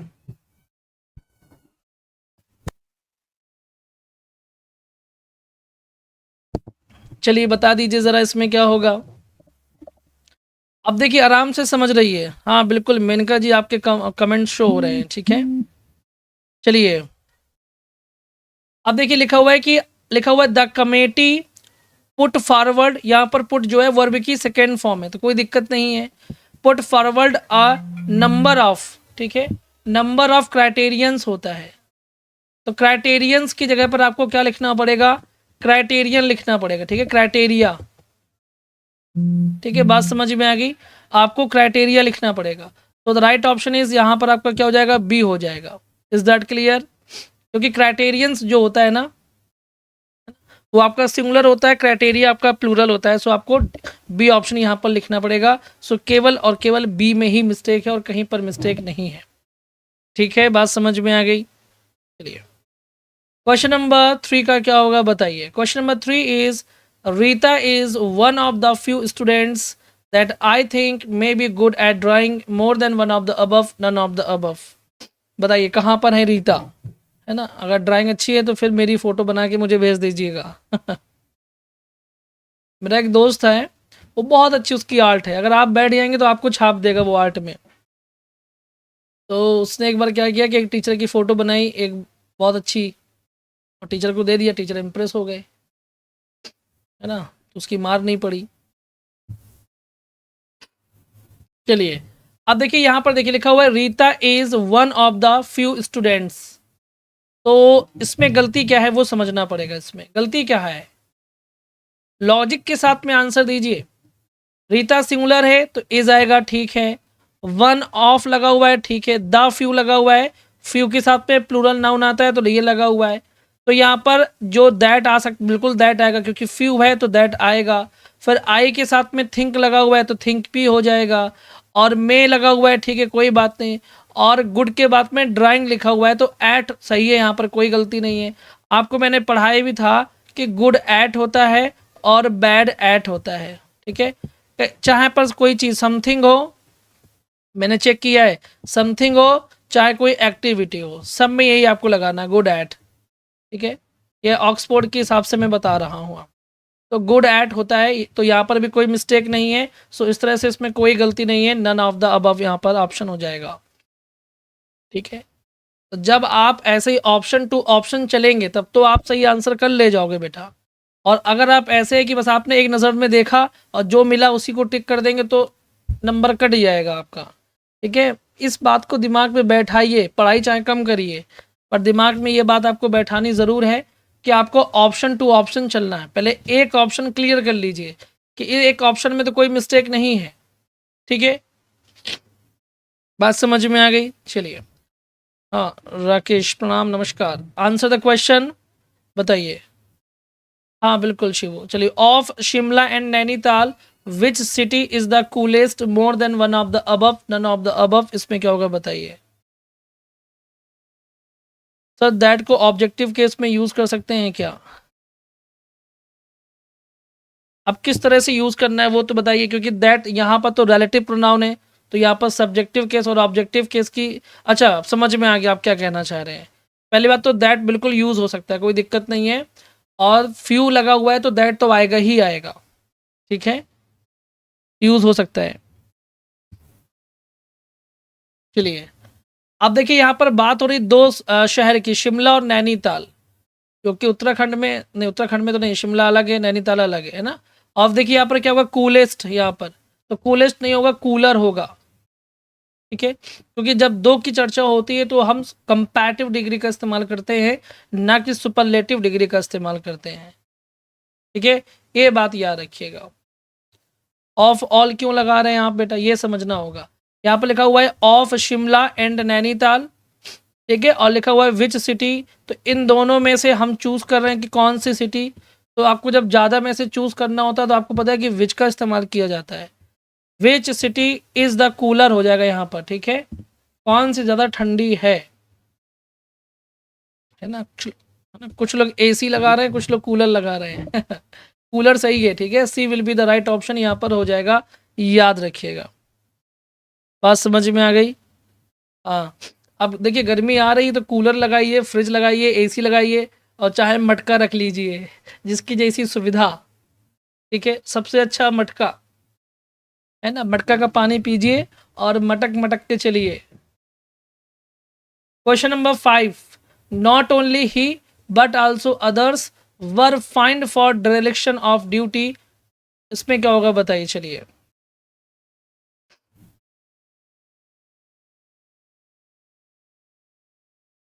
चलिए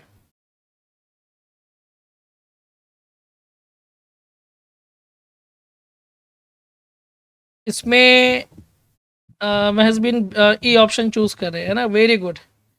इसमें शिव नो, ठीक है।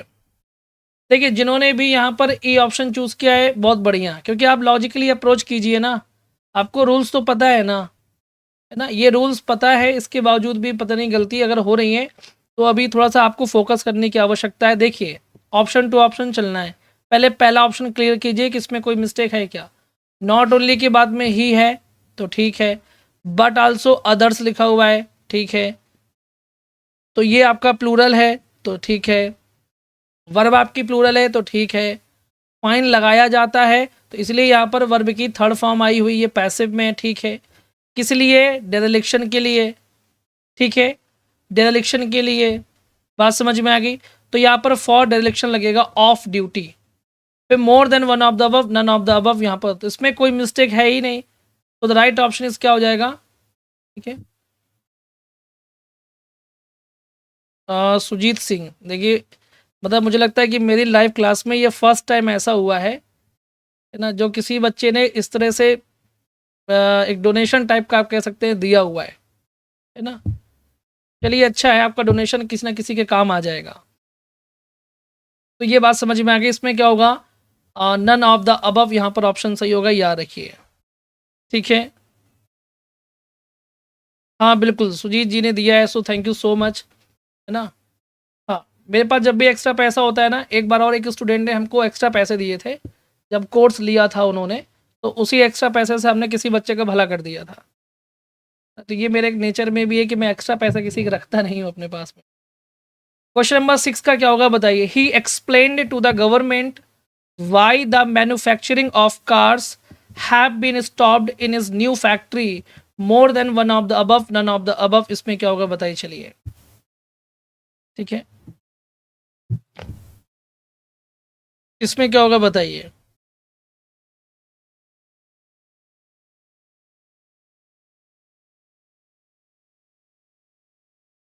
अब देखिए यहाँ पर आप ध्यान से अगर देखेंगे, गौर करेंगे तो पाएंगे इसमें क्या होगा वो समझना पड़ेगा, ठीक है। चलिए,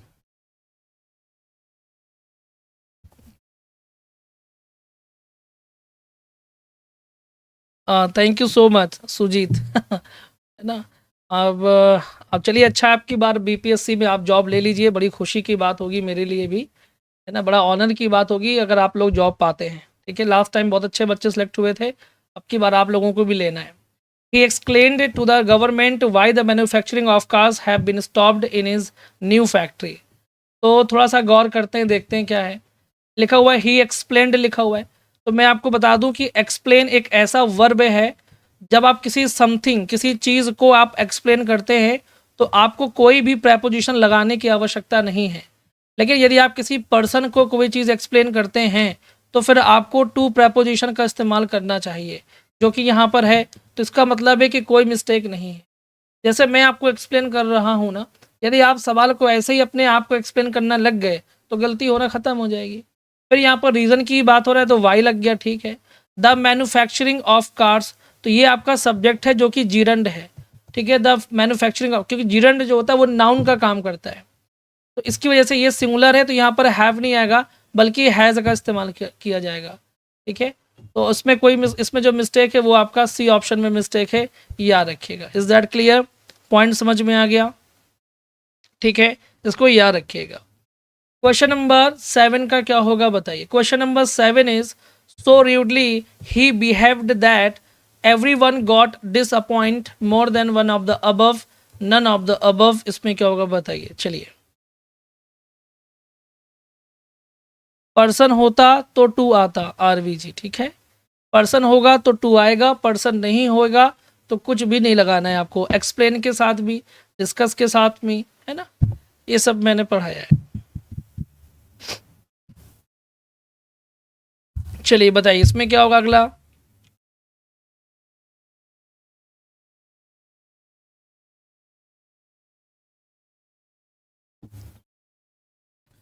देखिए यहाँ पर अगर आप गौर करेंगे तो यहाँ पर आपको क्या करना है कि लिखा हुआ है सो रूडली लिखा हुआ है, तो ये आपका एडवर्ब है। जब सो प्लस एडवर्ब आता है तो आपको इन्वर्जन करना पड़ता है। क्या करना पड़ता है? इन्वर्जन। तो आप चाहे तो आप हैड लगा दीजिए, चाहे डिड लगा दीजिए, एक ही बात है।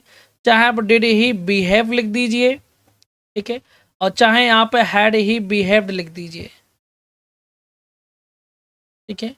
इसके बाद में फिर यहाँ पर क्या होगा, आगे दैट आएगा, कोई दिक्कत नहीं है। एवरीवन लिखा हुआ है, ठीक है। गॉट लिखा हुआ है, और आपको पता है कि गेट जो होता है वो कॉजेटिव वर्ब होता है, तो इसके साथ में वर्ब की थर्ड फॉर्म भी आती है। तो गेट गॉट के साथ में यहाँ पर आपको डिसअपॉइंटेड भी लिखना पड़ेगा, क्योंकि डिसअपॉइंट एक वर्ब भी है। तो यहाँ पर वर्ब की थर्ड फॉर्म आएगी डिसअपॉइंटेड, क्योंकि गेट और हैव ये वर्ब की थर्ड फॉर्म लेते हैं, जो कि कॉजेटिव वर्ब होता है। तो right option is more than one of the verb, D वाला ऑप्शन सही हो जाएगा, याद रखिएगा, ठीक है। तो काफ़ी बच्चों ने बहुत अच्छा आंसर किया है, बड़ी खुशी की बात है कि आप लोगों ने चीज़ों को पकड़ने की कोशिश की है, बहुत बढ़िया। बस आपको जल्दीबाजी नहीं करनी है, क्योंकि बिहार में आपको पेपर देने के बाद में पूड़ी खाने नहीं जाना है, ठीक है, ना ही कोई भंडारा खाने जाना है। आपको पूरे मन से पेपर देना है, नौकरी लेनी है। उसके लिए ज़रूरी है कि आप ऑप्शन टू ऑप्शन चलें, ठीक है, रिलेटेड करते हुए चलें। यदि आप ऐसा करेंगे तो आपकी जॉब पक्की है, ये 100% पूरी दुआएं हैं कि आपकी जॉब पक्की है। चलिए, नमस्ते Shivangi ji, Shivani ji. Okay, answer the question. She has no one else to look after her than me more than one of the above. इसमें क्या होगा बताइए। अब देखिए लिखा हुआ she has no one else. आपको पता है कि एल्स के साथ में हम बट लगाते हैं, ठीक है, और अदर के साथ में हम दैन का इस्तेमाल करते हैं। डी ऑप्शन क्यों होगा? डी के लिए क्यों, डी क्यों होगा? अच्छा ये बताइए, चलिए डी के लिए क्यों होगा वो मुझे बताएं, आप लोग इसका एक्सप्लेनेशन दें, है ना। तो देखिए she has no one else, तो एल्स है, इसके लिए आपको यहाँ पर आपको पता है कि दैन नहीं आएगा, बट का इस्तेमाल करना पड़ेगा। और जब बट होगा यहाँ पर, तो बट के बाद में तो ऑब्जेक्टिव केस आएगा ही आएगा। सो यहाँ पर मी बिल्कुल सही है, इसमें कोई दिक्कत नहीं है। तो जो मिस्टेक है वो आपका केवल और केवल सी वाले ऑप्शन में है, ठीक है। हाँ, चलिए, इज दैट क्लियर? ठीक है, हाँ, एक्सेप्ट के सेंस में होगा, यस, ठीक है, is that clear? Okay, question number 9 का आंसर दीजिएगा, इसमें क्या होगा बताइए। Question number 9 is he has written a letter. इसमें क्या होगा बताइए।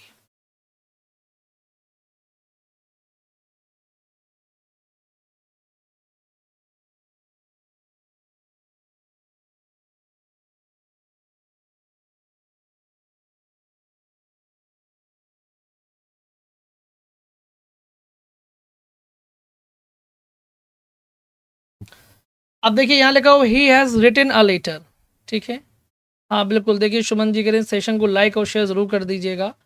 अब रिटन के बारे में गौर किया जाए तो यहाँ पर पॉइंट को समझिएगा। बात आती है रेगुलर वर्ब की। तो रेगुलर वर्ब क्या होता है? ऐसी वर्ब जिसकी जब हम फॉर्म चेंजेस करते हैं तो अगर हमें डी लगाना पड़े या ईडी लगाना पड़े या आईईडी लगाना पड़े, ठीक है, तो उसको हम रेगुलर वर्ब कहते हैं। बट यहाँ पर तो ईडी नहीं है, ना डी है, ना आईईडी है। सो ये क्या होगा? आपका इर्रेगुलर वर्ब होगा। पहला बात तो ये सही है। ऑप्शन हमको सारे वेरीफाई करने हैं, ठीक है। अब क्या ये ट्रांजिटिव भी है? तो यस, क्योंकि वर्ब के बाद में ऑब्जेक्ट दिया हुआ है। तो यदि ऑब्जेक्ट किसी वर्ब के बाद में दिया हुआ है तो ये बात है कि वो वर्ब आपकी ट्रांजिटिव वर्ब है। इसका मतलब है कि ये वाला ऑप्शन भी सही है। तो फिर आपको डी वाला ऑप्शन चूज करना पड़ेगा, याद रखिएगा। अब जैसे आप लोग क्या करते हैं, मैं आपको सच बता रहा हूँ, ये मैंने मतलब ऑब्जर्व किया है आप लोगों के कमेंट्स को देख करके। अगर आपने बी लगा करके आप संतुष्ट हो गए तो इसका मतलब ये नहीं कि आपको ट्रांजिटिव के बारे में पता नहीं है। आप ट्रांजिटिव के बारे में भी जानते हैं अच्छे तरीके से। इसके बावजूद भी आपने सी ऑप्शन तक नहीं गए, क्यों? क्योंकि आपको बी ऑप्शन से ही संतुष्टि लगे कि बस यही हो सकता है। जबकि मैंने आपको बोल रखा है कि मोर देन वाला ऑप्शन है, तो उसको याद रखिए बेटा, ठीक है। सौतन समझिए और याद रखिए उसको, और नहीं तो तबाह कर देगी सौतन जो आपकी है। साफ साफ बताए दे रहे हैं, फिर मत कहिएगा गुरुजी ने वार्निंग नहीं दी थी, ठीक है। बात समझ में आ गई। Question number 10 is she is so arrogant, है ना। So arrogant because she comes from a rich family more than one of the above, none of the above. मतलब बहुत नखरेबाज है क्योंकि बड़े अमीर घर की है, ये कहना चाह रहा है, शुद्ध हिंदी में बताएं। है ना। हाँ, बीबी को देख के दिल गार्डन हो गया था। अच्छा, बी ऑप्शन को देख करके, ओके। हाँ, बी वाले सौतंग के साथ में एडजस्ट कर लिए थे। अच्छा, ये बात है, चलिए बढ़िया है ना। बिल्कुल, इसमें क्या होगा? She is so arrogant. चलिए, तो देखिए यहाँ पर लिखा हुआ शी इज। पहली बात तो एक बात ध्यान से समझिएगा, सो का इस्तेमाल नहीं कर सकते क्योंकि आगे ना तो दैट वाला क्लॉज है ना कोई एज वाला क्लॉज है। तो सो लगाएंगे नहीं, तो सो की जगह पर क्या लगाएंगे? वेरी लगाएंगे, ठीक है। सो ये मत वेरी लगा दीजिए। दूसरी चीज़ क्या है कि कम फ्रॉम नहीं होता, कम ऑफ होता है, ठीक है, कम ऑफ। तो यहाँ पर जगह कम्स ऑफ, यानी कि इसका मतलब होता है बिलोंग्स करना, ठीक है, बिलोंग्स। तो the right option is D हो जाएगा यहाँ पर, मोर than one of the above वाला। बात समझ में आ गई, है ना। चलिए, और रमज़ान का महीना भी शुरू हो चुका है। मैं आप लोगों को बधाई नहीं दे पाया, पेड वाले बैच में तो बच्चों को दे दिया था, लेकिन आप सभी को भी रमज़ान के पावन पर्व की, पावन महीने की बहुत सारी शुभकामनाएँ ना। और ये महीना भी आपके लिए अच्छा रहे, जीवन में तरक्की लेकर के आए, खुशियाँ लेकर के आए, समृद्धि लेकर के आए। तो आप सभी को शुभकामनाएँ, ये याद रखिएगा, ठीक है। चलिए, और जिनको जिनको जो जो सिवैयाँ खिलाने के लिए बुलाना चाहते हैं तो हमको बुला सकते हैं, है ना। हम एकदम फुर्सत में बैठे हैं बिल्कुल, ठीक है। नहीं बुलाएंगे तो समझ लीजिएगा। तो दैट कब लगाएंगे, इसके लिए बेटा आप लोग ना क्लास देखा कीजिए, ठीक है। क्लास देखिए, रिवीजन कीजिए, सब कुछ पढ़ाया हुआ है, ठीक है। थोड़ा सा आप खुद कंफर्ट जोन से बाहर निकल के चीज़ों को रिवाइज करेंगे तो समझ में आएगा। बताने को तो 1 सेकंड में हम बता देंगे, क्या फ़ायदा रहेगा उससे, है ना। हाँ, इसीलिए मैं अब हार्ड वर्क बच्चों से करवाना चाहता हूँ। शी सैंग, इसमें क्या होगा बताइए। चलिए, हैप्पी दिवाली, पगला गई हैं अभी कहाँ हैप्पी दिवाली आ गई है ना। आ जाएं, चलिए, अच्छा ठीक है। हाँ, शी सैंग, इसमें क्या सही होगा बताइए। तब तो मेरी सिवैयाँ पक्की हैं, अब तो जगह जगह सिवैयाँ मिलेंगी, खाने को मज़ा आ जाएगा। अब देखिए, इसमें जो राइट ऑप्शन होगा बेटा वो सी वाला सही होगा, क्योंकि पहले देखिए रूल होता है एमपीटी का, है ना। मम्मी पापा टीचर, मतलब मम्मी मैनर सिखाती हैं, है ना। पापा जगह जगह घुमाते हैं, और जो टीचर होते हैं वो क्या करते हैं, वो टाइम की कीमत समझाते हैं आपको। तो बन गया, देखिए ये आपका क्या हो गया, मैनर हो गया, ये क्या हो गया, प्लेस हो गया यहाँ तक, और ये क्या हो गया, टाइम हो गया। तो एमपीटी सही है, C will be the right option यहाँ पर होने वाली है, ठीक है। बात समझ में आ गई। चलिए, इसको याद रखिएगा बढ़िया तरीके से, ठीक है। हाँ, मुझे पता था कि निधि इस कमेंट को करने के लिए बड़ी बेताब है, इसीलिए उन्होंने जानबूझ करके दिवाली लिखा, ताकि वो कह सकें कि मेरा फ़ोन में कुछ भी बोल सकता हूँ क्यों, है ना, मुझे पता है, पता है। सिनोनिम ऑफ कंप्लायंस, इसका क्या होगा बताइए। कंप्लायंस का मतलब क्या होता है। अभी होली नहीं आई बेटा, अभी होली में बहुत टाइम है। हाँ। देखिए, कंप्लायंस का मतलब होता है अनुपालन, ठीक है। यानी किसी बात की आज्ञा कह सकते हैं आप, आज्ञा मानना, अनुपालन करना, आज्ञा मानना, यानी कि ओबीडियंस आप कह सकते हैं सिनोनिम में। रिकपरेशन का मतलब होता है स्वास्थ्य लाभ, यानी कि जो आपको, जैसे कोई व्यक्ति बीमार रहता है और फिर वो ठीक हो जाता है, तो उसी को बोलते हैं रिकपरेशन, ठीक है। और डिक्लाइन का मतलब क्या होता है, पतन होता है। डिक्लाइन का मतलब होता है पतन, अबरेशन, ये सब पढ़ाया मैंने आपको। तो C will be the right option यहाँ पर हो जाएगा, याद रखिए, ठीक है। बागड़ बिल्ला अच्छा था, बिल्कुल। चलिए, क्वेश्चन नंबर 13 का क्या होगा, एंटोनिम ऑफ सैनिटी। निधि के लिए सर, मेरे घर भी 19 को बर्थडे पार्टी है। बेटा आप घर में रहते हो कि होटल में रहते हो, मुझे ये समझ में नहीं आ रहा है बिल्कुल सौरभ, मुझे भी समझ में नहीं आया कि निधि किसी के होटल में रहती है कि घर में रहती है, क्योंकि होटल में तो डेली पार्टीज आती हैं। तो होटल में रहती है कि होटल के बगल में रहती हैं, कि घर में रहती हैं, क्यों निधि बताइए ज़रा आप। इसमें क्या होगा, एंटोनिम ऑफ सैनिटी, सैनिटी का मतलब होता है मानसिक स्वास्थ्य। तो इसका हो जाएगा आपका पैरानोइया। पैरानोइया का मतलब होता है पागलपन, है ना। और सेंसिबिलिटी मतलब होता है संवेदनशीलता, बात समझ में आ गई। और फिल्थ का मतलब होता है गंदगी। तो उसमें राइट ऑप्शन हो जाएगा ए, आपका सही हो जाएगा, याद रखिएगा। गंदगी वाले को, गंदगी मतलब ये डर्ट से लेना देना है, गंदगी मतलब डर्ट से लेना देना है, तो इसका मानसिक स्वास्थ्य से कोई लेना देना नहीं है, ठीक है। बात समझ में आ गई। तो इसलिए केवल ए ऑप्शन सही है मेरे हिसाब से, ठीक है। फिल्थ मतलब गंदगी, डर्ट, ये सब चीज़ें हैं, ठीक है। तो उसमें क्या होगा, ए ऑप्शन सही है, याद रखिएगा, ठीक है। क्वेश्चन नंबर 14 की क्या होगी। हाँ हाँ, तो सर आपकी तरह ही हमारी ज्वाइंट फैमिली है, 28 लोग हैं। तो फैमिली क्यों कह रहे हैं, जिला घोषित करवा लीजिए मेरे यहाँ 28 लोग नहीं है, मेरे यहाँ 10-11 लोग हैं। इसमें क्या होगा, since she can not go out, ये कौन सा क्लॉज है बताइए।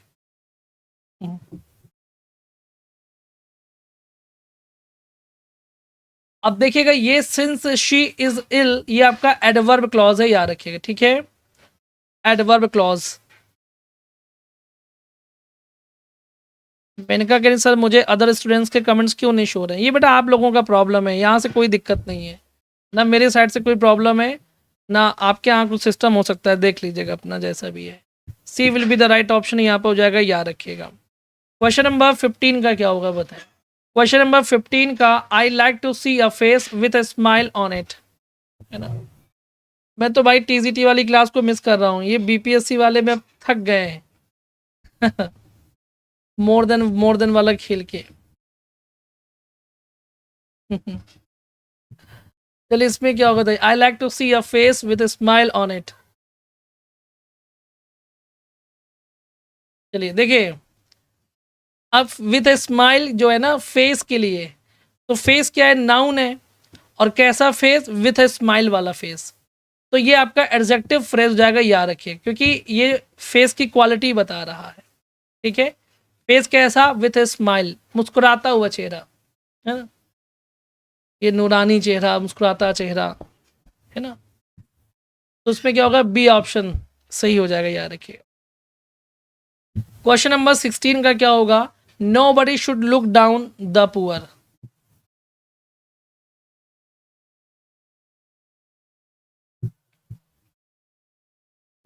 ताहिरा, क्या हुआ ताहिरा।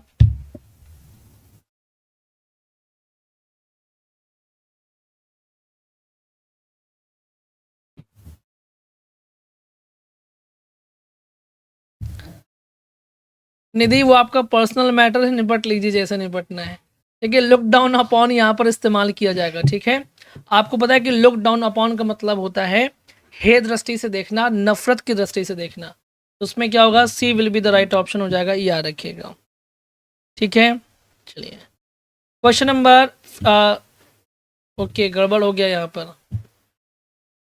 अच्छा अच्छा ये वाला हो चुका है, ठीक है।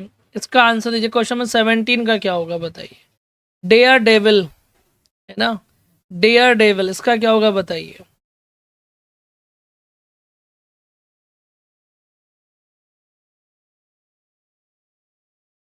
डेयर डेविल,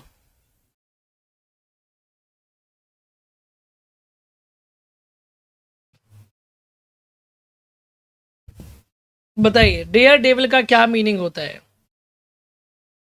नीता जी के सर जी आज हम क्लास ट्रेन में देखते जाते हुए देख रहे हैं, बढ़िया गुड, ऐसे ही पढ़ते लिखते रहिए शाबाश। डेयर डेविल, है ना, तो जानते ही ये क्या होगा, डेयर क्या होता है, डेयर वर्ब होता है, आपको पढ़ाया गया, वो भी कौन सा वर्ब होता है, मार्जिनल वर्ब होता है, पढ़ाया गया कि नहीं पढ़ाया गया।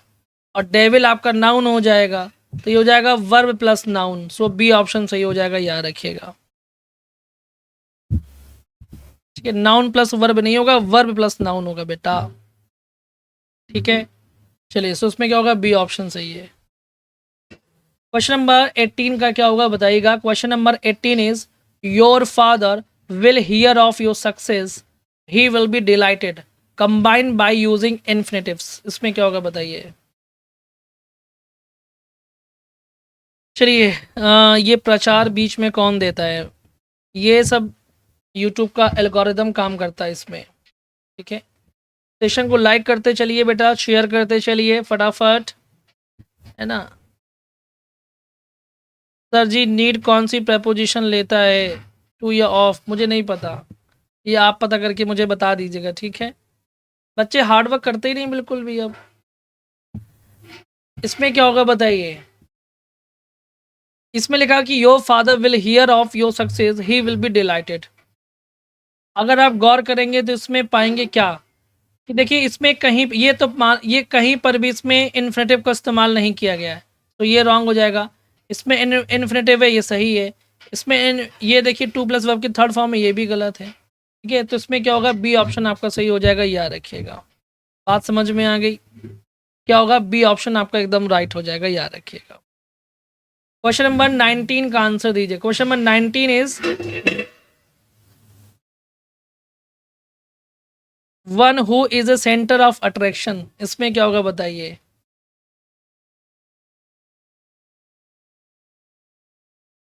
चलिए बता दीजिए।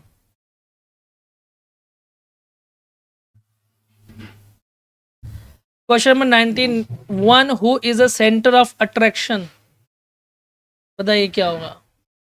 आपको पता है कि ये जो राइट ऑप्शन होगा 19 का, वो वाला हो जाएगा साइनोसोर। साइनोसोर वो होता है जो सेंटर ऑफ अट्रैक्शन होता है। ठीक है, बात समझ में आ गई। So the right option is a. Is that clear? Okay, इसके बाद में आपको आंसर देना है क्वेश्चन नंबर 20 का, क्या होगा बताइए। Question number 20 is you must Adhir the truth.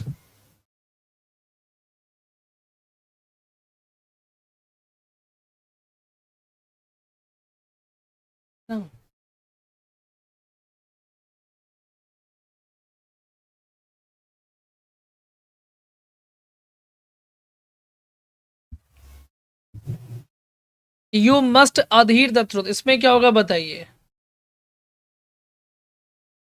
देखिए, अगर आप गौर करेंगे तो अधीर के बाद में टू प्रपोजिशन का इस्तेमाल किया जाता है। Is that clear? अधीर के बाद में टू। ठीक है, तो क्या होगा, टू वाला सही होगा। ए ऑप्शन यहाँ पर राइट, एकदम बिल्कुल क्लियर। ठीक है, चलिए इसके बाद में आपको आंसर देना है क्वेश्चन नंबर 21 का, क्या होगा। Find the correct spelled word.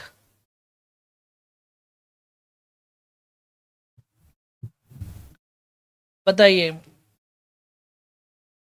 हाँ बिल्कुल निधि, शाबाश, तो पार्टी बनती है।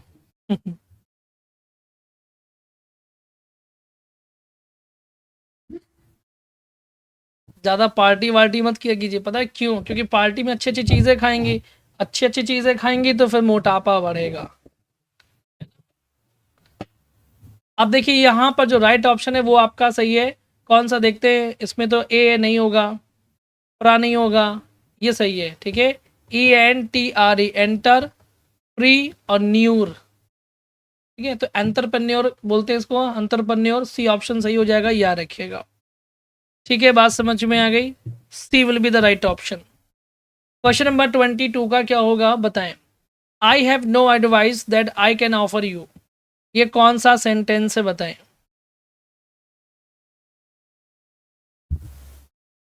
हाँ ठीक है निधि, ठीक है ना?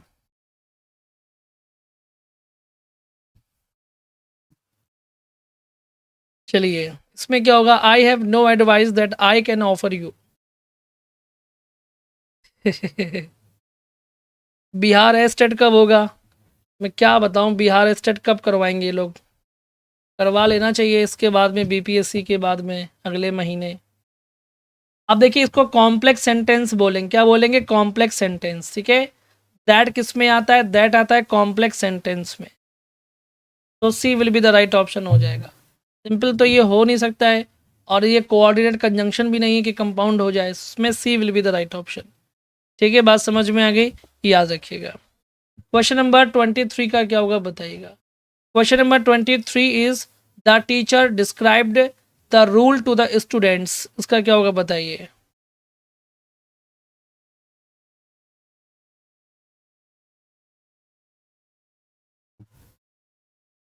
जब से बिहार में सरकार बदली है, अब वो बात ही नहीं रह गई है। पहले तो एग्ज़ाम टाइम से होते थे, डिसीजन और सब चीज़ें टाइम से आती थी। अब वही है ना, किसकी सरकार हो गई बिहार में, समझ जाइए, बस गेम हो रहा है। The teacher described the rule to the students. देखिए डिस्क्राइब के बाद में आपको कोई भी प्रपोजिशन नहीं लगाना होता है, सो आएगा नन, है ना, नन।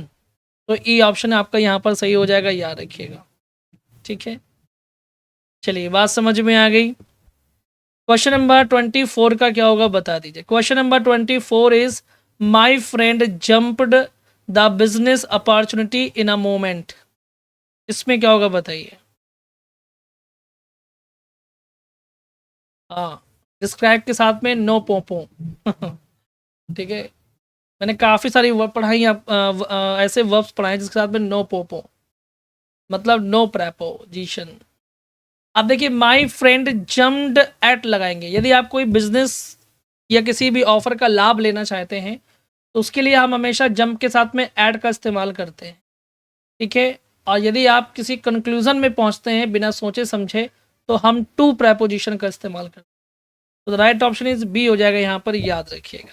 ठीक है, क्वेश्चन नंबर 25 का क्या होगा बताइएगा। Question number 25 is I know a man who is very intelligent, लिखा है कि the above sentence is an example of which one of the following classes.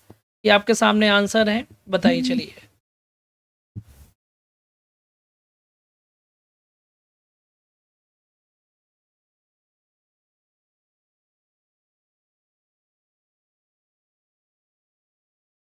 चलिए बता दीजिए इसमें क्या होगा।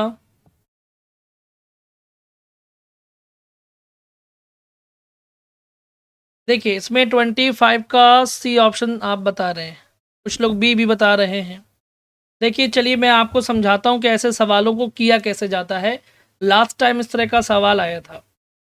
अब देखिए यहाँ पर रिलेटिव प्रोनाउन की बात की जा रही है, तो यहाँ पर हु क्या है, ये रिलेटिव प्रोनाउन है।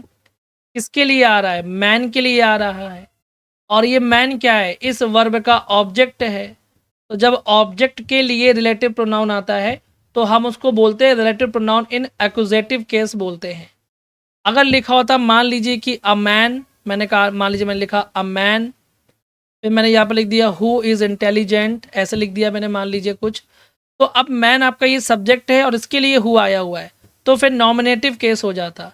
तो इसमें राइट ऑप्शन क्या होगा, ए ऑप्शन सही होगा, रिलेटिव प्रोनाउन इन एक्यूजेटिव केस। एक्यूजेटिव केस मतलब जो ऑब्जेक्टिव केस होता है, नॉमिनेटिव केस जो सब्जेक्टिव केस होता है, जेनेटिव केस यानी कि जो पॉजिटिव केस होता है। तो इसमें राइट ऑप्शन इज ए यहाँ पर हो जाएगा, सिंपल सी बात। ठीक है, तो बहुत अच्छी तरीके से तैयारी रखिएगा, ये सब आपके एग्जाम में पूछा जाता है। ठीक है, बात समझ में आ गई है ना, अच्छे से पढ़ाया मैंने, निधि बता रही है ना, हाँ पढ़ाया था ना, वेरी गुड। क्वेश्चन नंबर 26 का क्या होगा, the moment which is lost for ever, इसमें क्या होगा बताइए।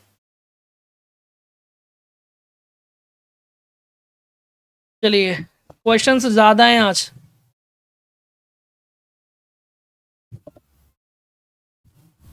हाँ अब देखिएगा यहाँ पर क्या होगा, लिखा the moment which is lost for ever. इसको सिंपल बनाना है, तो सिंपल बनाने के लिए देखिए क्या लिखा हुआ है, अ लॉस्ट मोमेंट इज लॉस्टेड लिखा हुआ है, तो लॉस्ट का लॉस्टेड नहीं कर देना है, ये रॉन्ग है। अ लॉस्ट मोमेंट आर नहीं होगा, तो ये सी वाला ऑप्शन सही हो जाएगा। A lost moment is lost for ever, C option यहाँ पर सही हो जाएगा। ठीक है, सो इसमें सी वाला ऑप्शन जो होगा वो आपका एकदम सही हो जाएगा। Is that clear. चलिए इसको अच्छे तरीके से याद रखिएगा जी, बिल्कुल प्रीति जी। ठीक है, बात समझ में आ गई। मैंने कहा ओके ठीक है, सी ओके। चलिए गुड। क्वेश्चन नंबर 27 का क्या होगा, you should have stood by your brother, इसमें क्या होगा बताइए।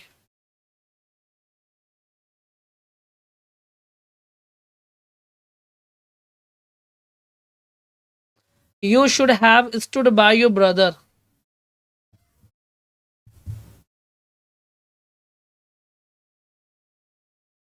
इसमें किस टेंस का ऑब्लिगेशन शो हो रहा है वो बताइए।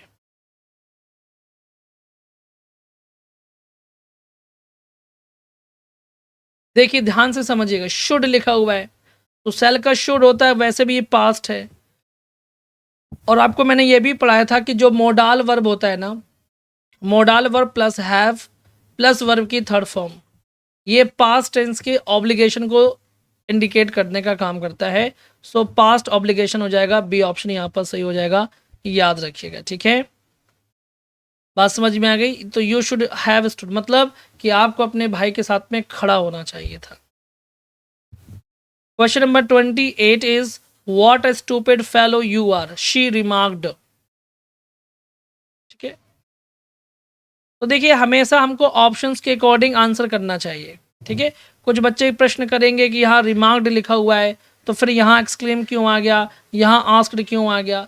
तो आप कंपटीशन दे रहे हैं, आप पीजी के या कक्षा 4 5 6 के बच्चे नहीं हैं। कंपटीशन में बहुत सारे सवालों के जवाब ऑप्शंस के माध्यम से दिया जाता है, जैसा ऑप्शन वैसा आंसर।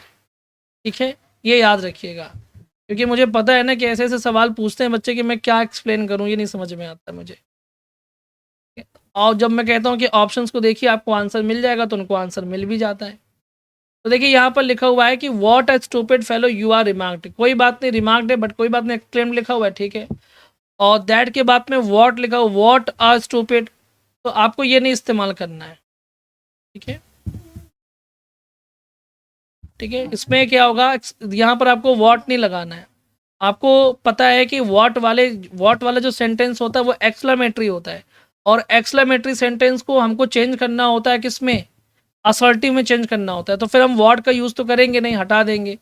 इसमें क्या होगा, she exclaim that he was a very का इस्तेमाल किया जाता है। सो ये वाला ऑप्शन सही लग रहा है। हाउ लग गया, ये भी रॉन्ग हो जाएगा, और ये वॉट लग गया, ये भी रॉन्ग हो जाएगा। इसमें क्या होगा, बी ऑप्शन यहाँ पर सही हो जाएगा, याद रखिएगा। ठीक है, क्योंकि अब जब आप इनडायरेक्ट बनाते हैं तो आपको एक्सक्लेमेटरी सेंटेंस को असर्टिव सेंटेंस में चेंज करना पड़ता है। ठीक है, ये बात याद रखिएगा। चलिए, ठीक है, इज दैट क्लियर? चलिए,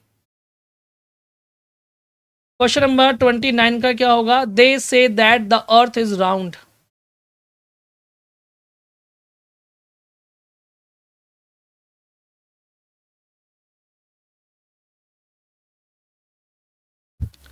देखिए, और एक चीज़ मैं आपको कंफर्म कर दूं कि कल क्लास शायद नहीं हो पाएगी। एक्चुअली मैं इस समय ना बड़े बुरे दौर से गुजर रहे हैं, मतलब लोग बड़ी बुरी चीज़ से गुजर रहे हैं इस समय, प्रॉब्लम आ रही हैं।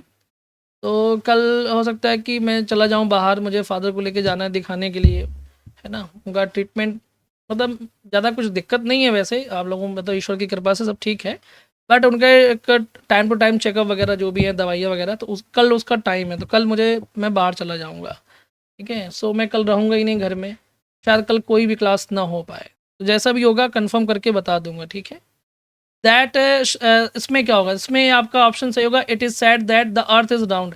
सी ऑप्शन सही हो जाएगा, याद रखिएगा। ठीक है, it is said that the earth is round, इसमें सी ऑप्शन सही हो जाएगा।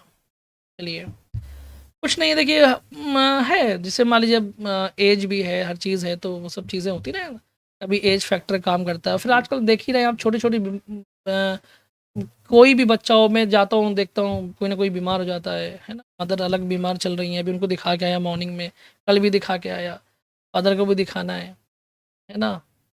और एक रिलेटिव्स हैं उनकी, वो भी एडमिट है हॉस्पिटल में, दो दो एडमिट हैं। तो सब चीज़ें दिमाग में चलती रहती हैं बेटा। लाइफ इज़ नॉट ईजी, किसी की भी हो। द गर्ल इज़ ऑनेस्ट, है ना। अभी ठीक नहीं है, आकांक्षा जी दवा चल रही है, अभी तो हफ्ता 10 दिन लगेगा। द गर्ल इज़ ऑनेस्ट, इसमें क्या होगा बताइए। देखिए, इसमें कुछ बच्चे मुझे पता है कि आंसर करेंगे, बट इसमें एक्चुअली में कोई भी आर्टिकल का इस्तेमाल नहीं किया जाएगा, क्योंकि आर्टिकल जो होता है वो नाउन के लिए इस्तेमाल किया जाता है। ऑनेस्ट आपका एडजेक्टिव है, इसके बाद में कोई नाउन मौजूद नहीं है, सो आर्टिकल भी मौजूद नहीं होगा। सिंपल सी बात है, ये नियम सीख लीजिएगा जो भी मिस्टेक किए हैं। इसमें क्या होगा, ई ऑप्शन यहाँ पर सही हो जाएगा, याद रखिएगा। ठीक है, बात समझ में आ गया? चलिए, ठीक है,